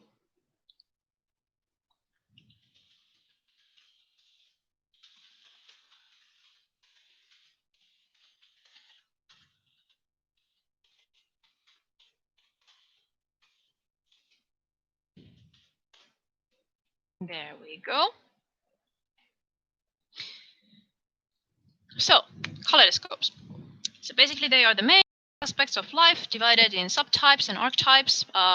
That information is initiation, but let's stick with the 6 master kaleidoscopes as we call them. And let's just go quickly through all of them. So we start the year from Ryokampa, which is the kaleidoscope of interaction. And basically, this kaleidoscope is exploring, for example, communication, social relationships, and interaction between other people. Each kaleidoscope can be used to solve situations of your own life, but they can also be used to explore your own personality. Each of them has like challenging traits, but also some very positive traits. And for example, Dryokampa tends to, like, if you think about Dryokampa personality traits, the definitely good sides are that they are amazing friends, they're very loyal, they are fun people, socially very skilled, often a bit extroverts too, but there's the downside of being a bit of like people pleasers every now and then, but that's a really brief version. When you go into the very deep levels of Dryokampa, you get involved in the magic of being present with another human being, and you start also exploring the micro expressions and the vibrations circling us. But that's, of course, that's the magical side. There's also a lot of practical stuff that you can learn from Dryokampa. So after Dryokampa, we come to Parthenos. And Parthenos is the kaleidoscope of science and order and structures. So Parthenos is basically, if you think about personality types, Parthenos, they are the Spocks. They are the people who love to put everything in Excel sheets. And that's basically, if you are tech savvy, there's usually also a lot of Parthenos inside you. Or if you're an atheist, that's also your kaleidoscope. After that, we come to Serantia, which is the kaleidoscope of basically all things pride and altruism and benevolence and all the goodness that humankind has. And that's like compared to Dryokampa. Dryokampa is more about like personal connection between people, but Seranchia is more about all the universal things and morals and ethics and things like that. Right now, we are living the season of Lamproptera, or the time of Lamproptera, and Lamproptera is the kaleidoscope of passion, and it involves both sexuality but also creativity, everything that you are able to kind of born from yourself with your own divine radiance. So that's something really beautiful. It's also about like expressing yourself in this very emotional performative way, and Lampropteras are often very celebrity kind of people, but have to point out that every person has every kaleidoscope. They just appear in a bit different kind of levels. So after Lamproptera, there comes Actias, and the season of Actias starts in August and continues from August to September, or both of the months. And Actias is the opposite pair of Parthenos. So whereas Parthenos was the kaleidoscope of order and structures and science, Actias is the kaleidoscope of magic and spirituality, things of mind, and everything that can't be proven. And after Actias, we come to Trogonoptera. And Trogonoptera is kind of like, or at least I tend to refer to them as our Slytherins. So Trogonoptera explores why do we suffer. It explores suffering, darkness, pain, all that kind of stuff that there is. But it doesn't mean that it's about bad things or evil things, because as said before, nothing is really that black and white. After Trogonoptera would come back to Dryokampa, starting its season from December and continuing to January. So those are the kaleidoscopes, and they are something that can change in your life. They they basically are not always the same, so don't think about them as horoscopes or anything like that. That's not the main function of them.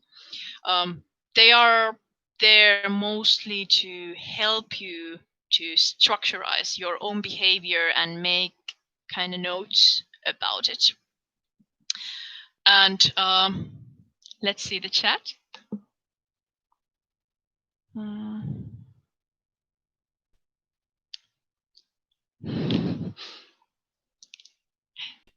Punakaneli says, "Love that Trogo hangs on all our shoulders." Yeah, Lord Trogonoptera does that. Valat says, "Strong Dryo here as well. Also lots of Parthenos, Trogonoptera, and Lamproptera."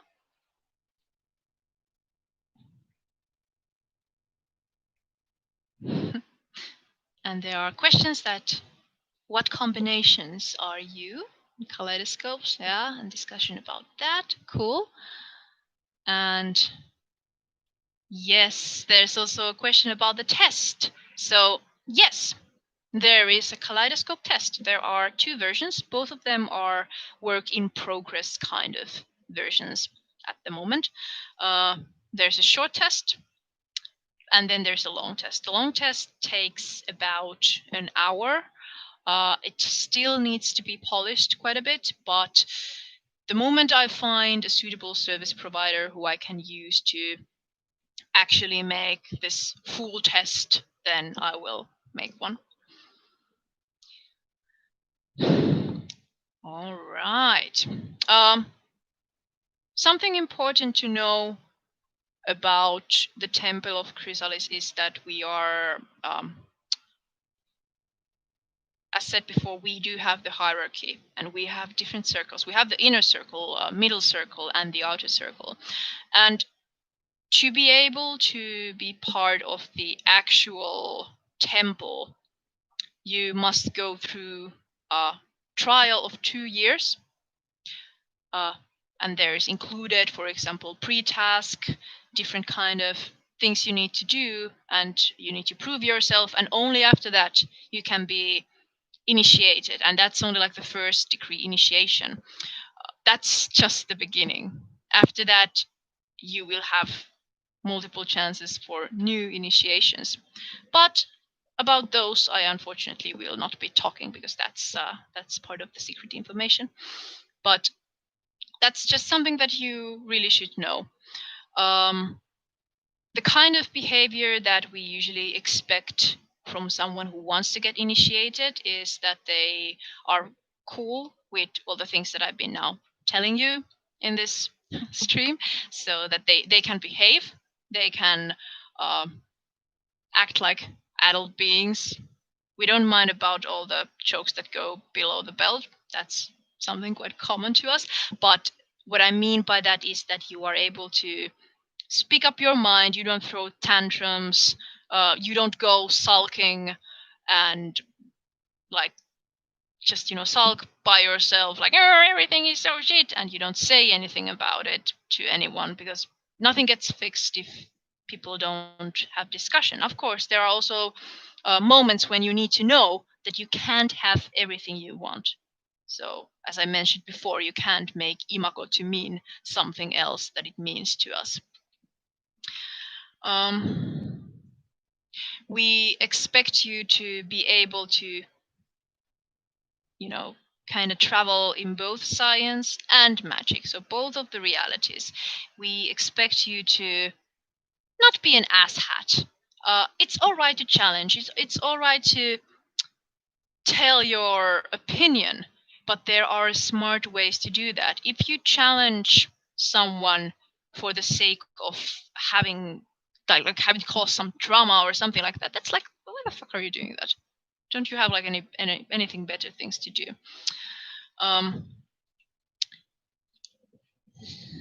Let's see the chat. Yeah. So knowing one's combo and their counter pairs would help the path. What is the kaleidoscope that you find yourself consulting more? And Polyxene answers, I get into consulting Parthenos a lot. Yeah. In my case, if I think about which one do I consult the most, it really depends. I usually go through like all of them. Recently, I have been consulting Dryokampa a lot, so that I am able to understand the perspective of someone else, and so that I am able to validate also their feelings. But I also tend to use Lamproptera and Dryokampa both together. Thank you.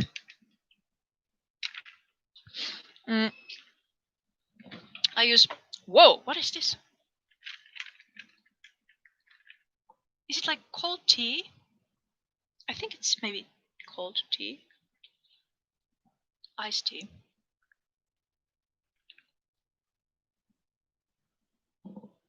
Not sure about this one. But it's refreshing. Is it iced tea, Timri? What is it? Okay, it's iced tea. All right, I see. Yes, sorry for the breaks. It's extremely hot in here and I can't keep the door open, so my mind is getting a bit foggy right now. Here's a perfect example. If I would be like, oh, why do I feel so dizzy? I could consult the kaleidoscopes. Here, for example, Bart. Well, you don't have the door open. You are lacking air. Your brain cells are like, no, give us some air. So, yeah. But as said before, I think that I consult a lot Dryokampa and Lamproptera.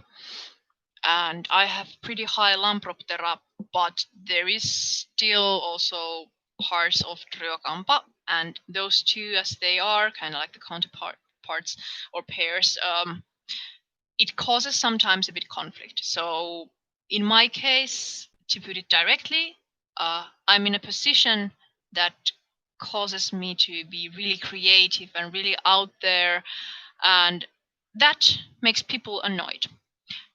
And then comes Tryokampa.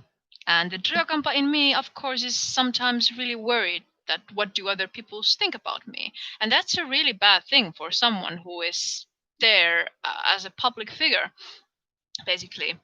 So that's usually when I seek the help to balance these two kaleidoscopes, and I seek Tryokampa's help to understand the people who want to bring me down, for example. But then again, I also use Lamproptera to stand my ground and know that what I'm doing, because it isn't really hurting anyone, is just awesome. And then I have all the right to create, I have all the right to be on social media. I have all the right to put some glitter on my cheekbones. Like, why wouldn't I? So that kind of things. But it does help sometimes if I can understand the other perspectives of other people. Oh yeah, there's a lot of comments about my mug. It says, "I'm not boss, I'm the boss." I bought this when I started my company. So yeah, I could maybe go through some of the requirements for the initiate. So basically, you have to be adult and legally competent. You have to adopt the teachings of Chrysalis. You need to basically agree with our edict. You have to accept the order and structure of the Temple of Chrysalis, because not accepting it basically to us means that I am not ready to give recognition to someone who succeeds. That's the main purpose of the hierarchy. Then commits to keep politics or other religions out of any functions of the Temple of Chrysalis. Commits to not knowingly harm the Temple of Chrysalis or its members. We expect you to commit, we expect you to be trustworthy, and that you treat other chrysalids well, that you respect the structure, and that you also have some kind of relationship with nature. It's not that much of a must, but it's really helpful because nature is part of a lot of our magical rituals, for example. And then you need to carry the responsibility of your actions. You are pretty much free to do what you want, but if you do something that is very risky, then the consequences are something that you must accept and bear. So let's say that you go and take drugs. We are completely fine with that. We are not going to say like, no, no, no, drugs are bad or anything like that. But if something happens, then it is you who really have to be really aware that it was you who took the drugs, not anyone else. Like, you have to carry the responsibility of your words and your actions, but also of your own reactions. And you also need to be able to understand that even though you may want things, and even though our system encourages that you can get pretty much anything you want, it doesn't mean that everything comes to you just like that. So let's say that you want me to let's say that you want me to do a temple ritual with this brush, and I'm like, no, I'm not gonna do it. And then you're like, but you said that I can have anything and I can want anything and I can have everything.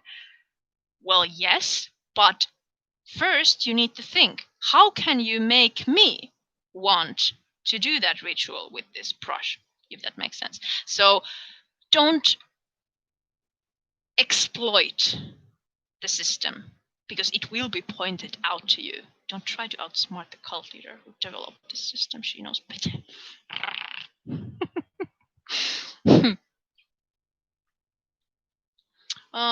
Danny says, "Oh, cheers, but drugs are so bad, right? Don't you think so?" To be honest, I actually don't. I think that they can be harmful if used in the wrong way. But personally, I don't think that is something that is so black and white. And to your question, am I a witch? Yes, I am. Then back to the expectations that we have about the initiated. Don't poison. Don't go around turning everyone, for example, against one person. And yeah, I think that Inside Occult has a really, really, really valid point. Of course, as we are still a beginning cult, I still need to be a bit careful what I say about anything that could be considered illegal. And this is not me saying that you should do anything, but I think that there are several reasons why there has been also false discrimination of, for example, psychedelics, and they have been used throughout the ages in different methods. Are they an official part of the Temple of Chrysalis? No. We are not going to force anyone to do anything. If someone wants to do something, then it's not our task to go and say, like, no, you can't do that. The only situation where we intervene into someone's personal choices like that is if they bring harm with that to the temple. Let's say someone takes drugs and comes to someone else's initiation. That would be considered as disrespectful and silly. But if someone wants to explore the realities, for example, by using psychedelics or magic mushrooms or so, if they do it in a safe way and they are aware of the consequences and they know what they are doing, who am I to judge? I'm not the person who has the right to judge. I love Michelle's answer. Depends on the drugs. I take drugs daily. Antihistamines for my allergies. I love you. You are amazing.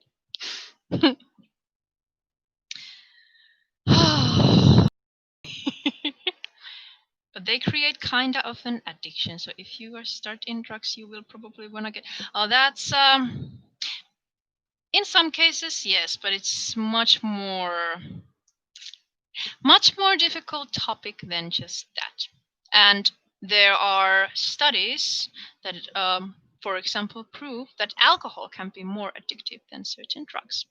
But unfortunately, I don't want any problems with any law enforcements, so just Google Luke. All right. So, back to the expectations. I was talking about like not poisoning. So you are not supposed to, like, let's say that you don't like a newcomer. It is forbidden that you go from person to person trying to turn them against that person. It is, of course, you are always allowed to express your opinions and talk about things like that. And the people who are deciding who can be part of the temple and become initiated, they naturally always need to have discussion about if it's wise to give this person more access to deeper levels of the temple. But trying to manipulate people against a newcomer, that's considered rude and a bit cheap thing to do. Danny says, I know you're not into that talk, but can I ask you some things? If they are about the Temple of Chrysalis, then sure, go ahead.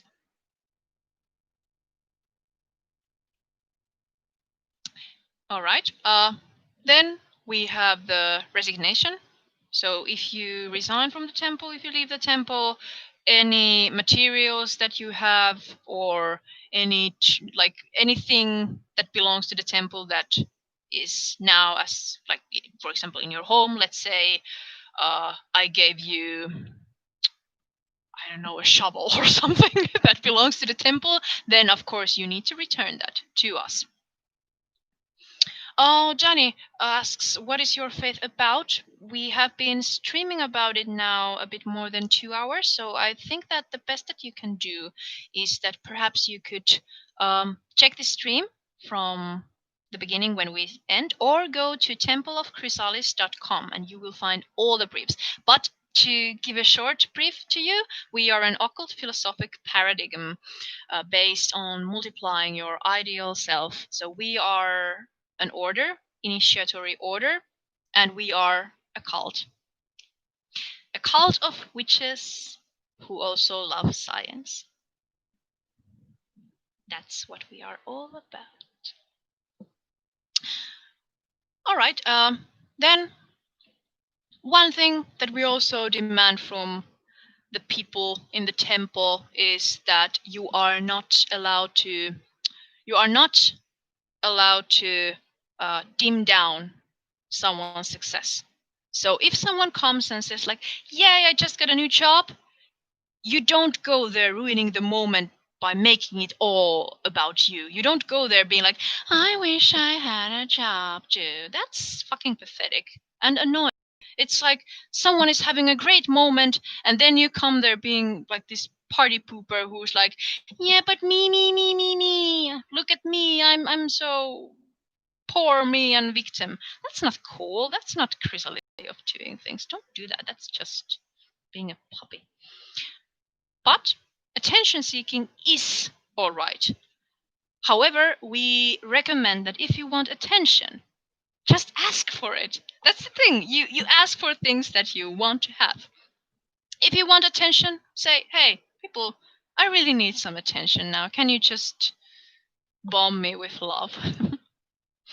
And of course, a chrysalid can also be expelled from the temple if they are considered to have caused or to be about to cause harm to the temple or its members through their behaviors or acts. Okay, so maybe like we could, before we stop, I think that we could go through if chrysalis is for you or if it isn't. So some traits that could help you to kind of figure out if it's for you.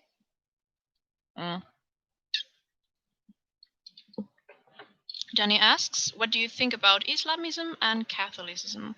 I'm fine with that. I think all religions have something beautiful in them, and I'm fine with people having different kind of religions. But I try to always judge the person as an individual and not based on their religion. So, for example, let's say, for example, Christianity. I have my own roots in Christianity before doing other stuff.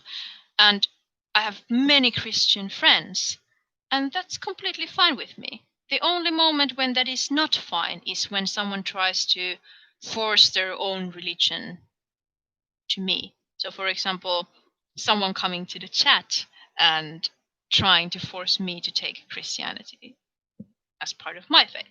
That's not fine. You should never force anyone to, do that. So, if you don't force people into your own religion, just do what you want. Just bear the responsibility.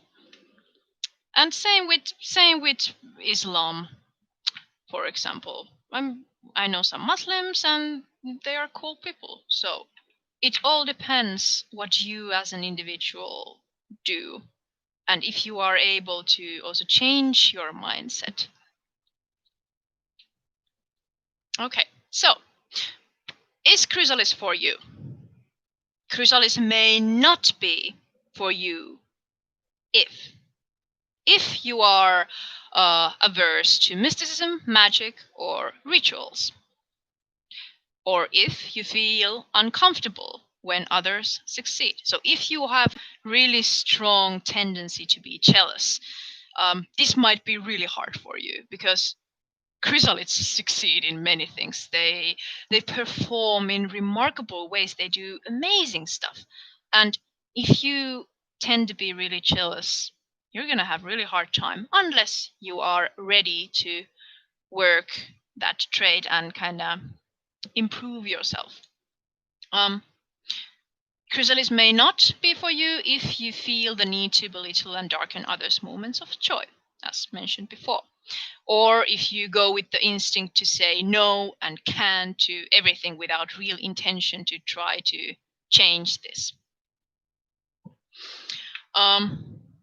Chrysalis may not be for you if you want easy solutions handed on a plate with no intention to do your part for your own well-being. And Chrysalis may not be for you if you want to end the temple only to provoke or to challenge. So that's not the right kind of surroundings. We can always have critical conversations and question each other, because that's how we also, how do you say it, in widen our realities and concepts of realities, and how we think about the world, and we learn new things. But if you are the kind of person who goes like, I'm going to post some challenging troll message, and then you take the popcorns, then just, fuck off. That's not, then the temple is not the place for you. And yeah, as Cass says, or use Chrysalis to combat jealousy. Yeah, that's extremely a good thing to do.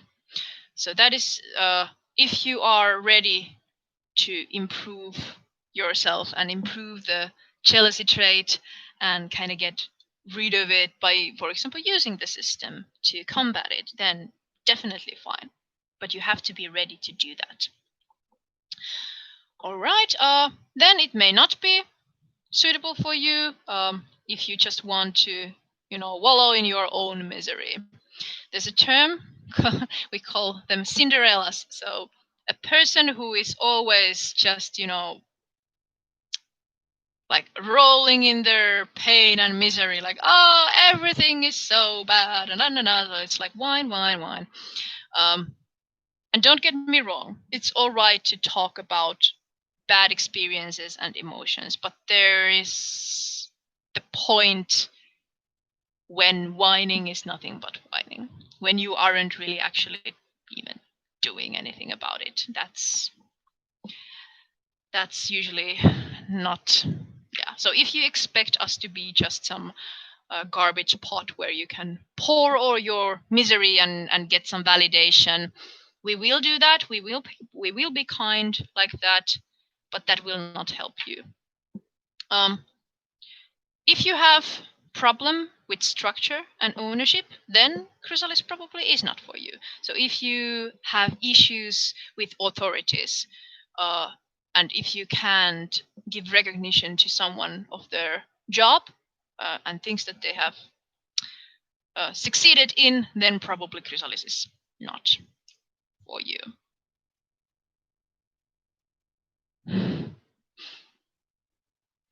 Just a second. I will read this and then I will answer to your questions. And then Chrysalis may not be for you if you expect all kinds of behavior, sarcasm, or spite to be tolerated in the name of freedom of speech or being different. So sure, we are all special snowflakes. We all have had rough times, but that doesn't give you the right to be an asshole. Of course, you can always try to be an asshole, but just if you do that and then people react to that, then don't be surprised. And then yeah, and it may not be for you if you just want to, like, if you expect to be allowed to force your own agenda and worldview into the fabric of others' realities. Or if you expect every unpleasant thing to be cushioned with trigger warnings just for the sake of principle. Because we talk about sex, penis, vagina, sex, semen, boobs, pussy. We talk about that. And we need to be able to talk about that without putting content warnings to everywhere. And don't get me wrong, they are needed in certain environments. They are, and I respect that. But Temple of Chrysalis has to have the possibility to talk about it freely because it's part of the core of the system.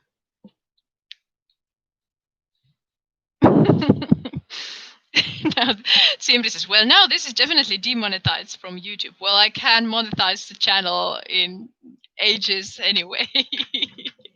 Possibility, says Tina. Okay, I promise to check the questions. Would the temple be against its followers investigating or researching other occult practices outside of its belief system? Definitely no. We encourage you to do so. We want you to learn from also other systems. What we don't allow is that you are like a cult jumper. So we don't do so that you go through every order that there is and then check a little bit what we have to give. So that's not what we do.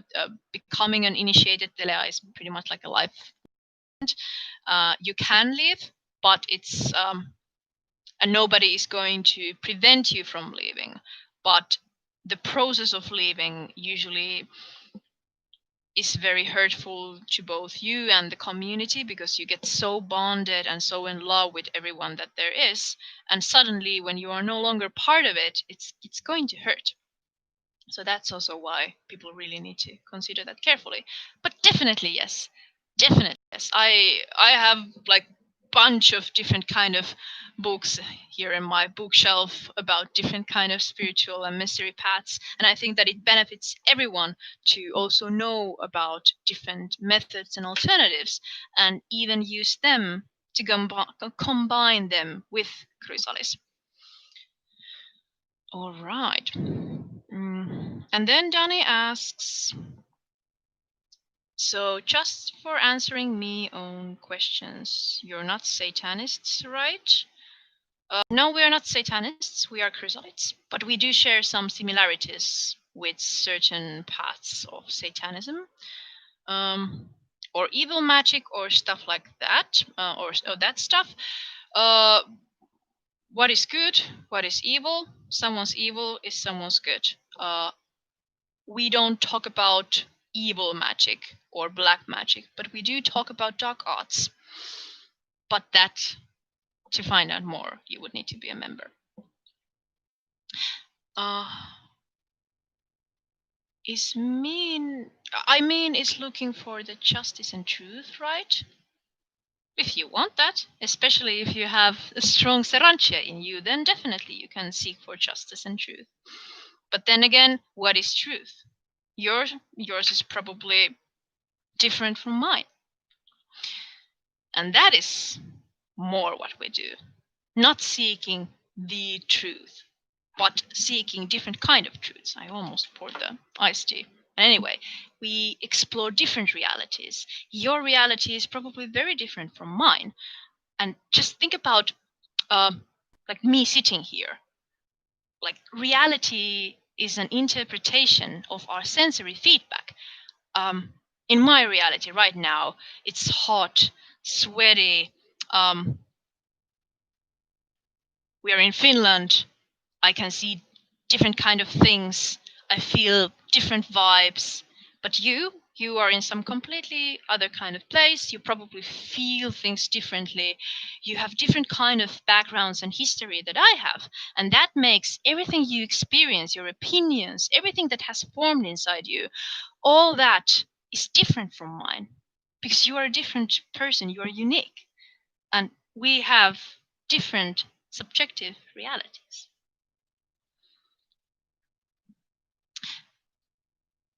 So, chrysalis probably suits you because now we just went through when it doesn't suit you, but it probably does suit you if you want to achieve success, if you have dreams but you don't kind of know how to achieve them, if you get a buzz out of the idea of culting, basically. Also, chrysalis probably suits you if you have thirst for something greater. You want to find your thing. If you want to leave your mark, you want to become eternal, leave something when you leave the earth. And if you want to dive deep into the darker matters of magic as well. And it probably also suits you if you don't balk at pleasure or hedonism. That's also for the previous question from Inside Occult. So definitely pleasure is part of our system. And also it suits you if you enjoy silence, but you are still also open to mysticism and perhaps even love it. And if you want to find new perspectives to unpleasant things, that's also something that we can probably give something to you. And if you are really ready to actually work on your life and rise again when you fall, then Chrysalis is for you. If you want to just stay and sulk when things don't go the way you want them to go, then this is not for you. We are not going to drag your ass every time you fall, but you need to do that yourself. We will support you, but it's you who needs to actually take the steps and stand up. Well, thank you, Inside Occult. Would you like to join our Discord server? Just, I don't know how you found us, but if you want, just, I don't know. If you found me on Instagram, then what you can do is just drop me a DM and I will send you the personal invitation and you can, stop by. Just a second. So my IG is blackthorn.witch. There we go. So if you get really interested and you might even consider joining the server, just stop by. You have like about 2 months time to decide if you want to become a chrysalid, and you are not tied to anything. So you can just visit, feel the vibes, get to know people, and enjoy the system. Oh, this live has been so good and informative. Also, Luminary is truly radiating. I feel the energy and heat. Thank you very much. I'm trying my best. I'm also sweating, and I can see like all the shyness.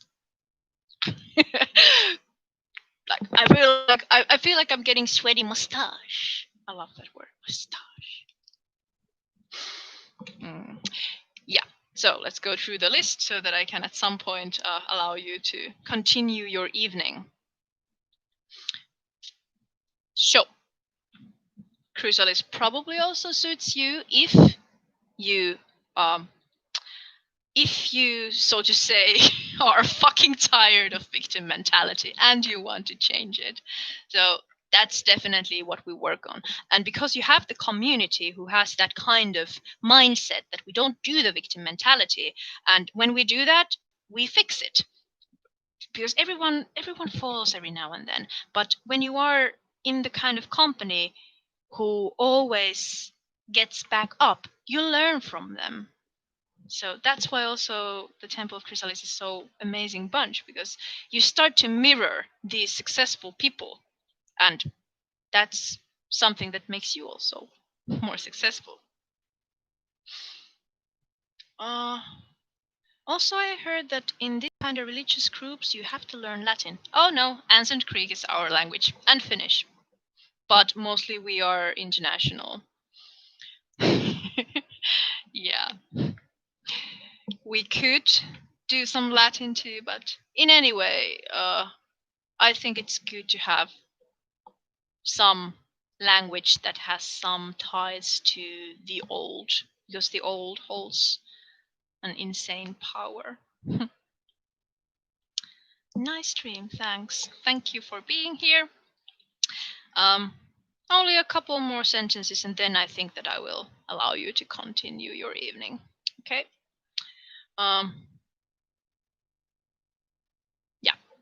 So, if you have decided to decide, or you decide to decide to decide. So basically meaning that if you are ready to boost your willpower and actually use it and make the decisions needed to improve your life, and if you are open to toying a bit with escapism and ritual clothing, do that thing.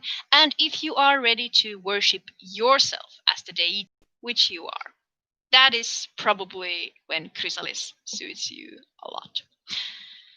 So, Do you have any more questions? You can also bring them on Discord because I'm really sweating and it's hot and I think I need to get back hydrated. But thank you so much that you came. I hope that this was informative to you and I hope that you get interested in the Temple of Chrysalis.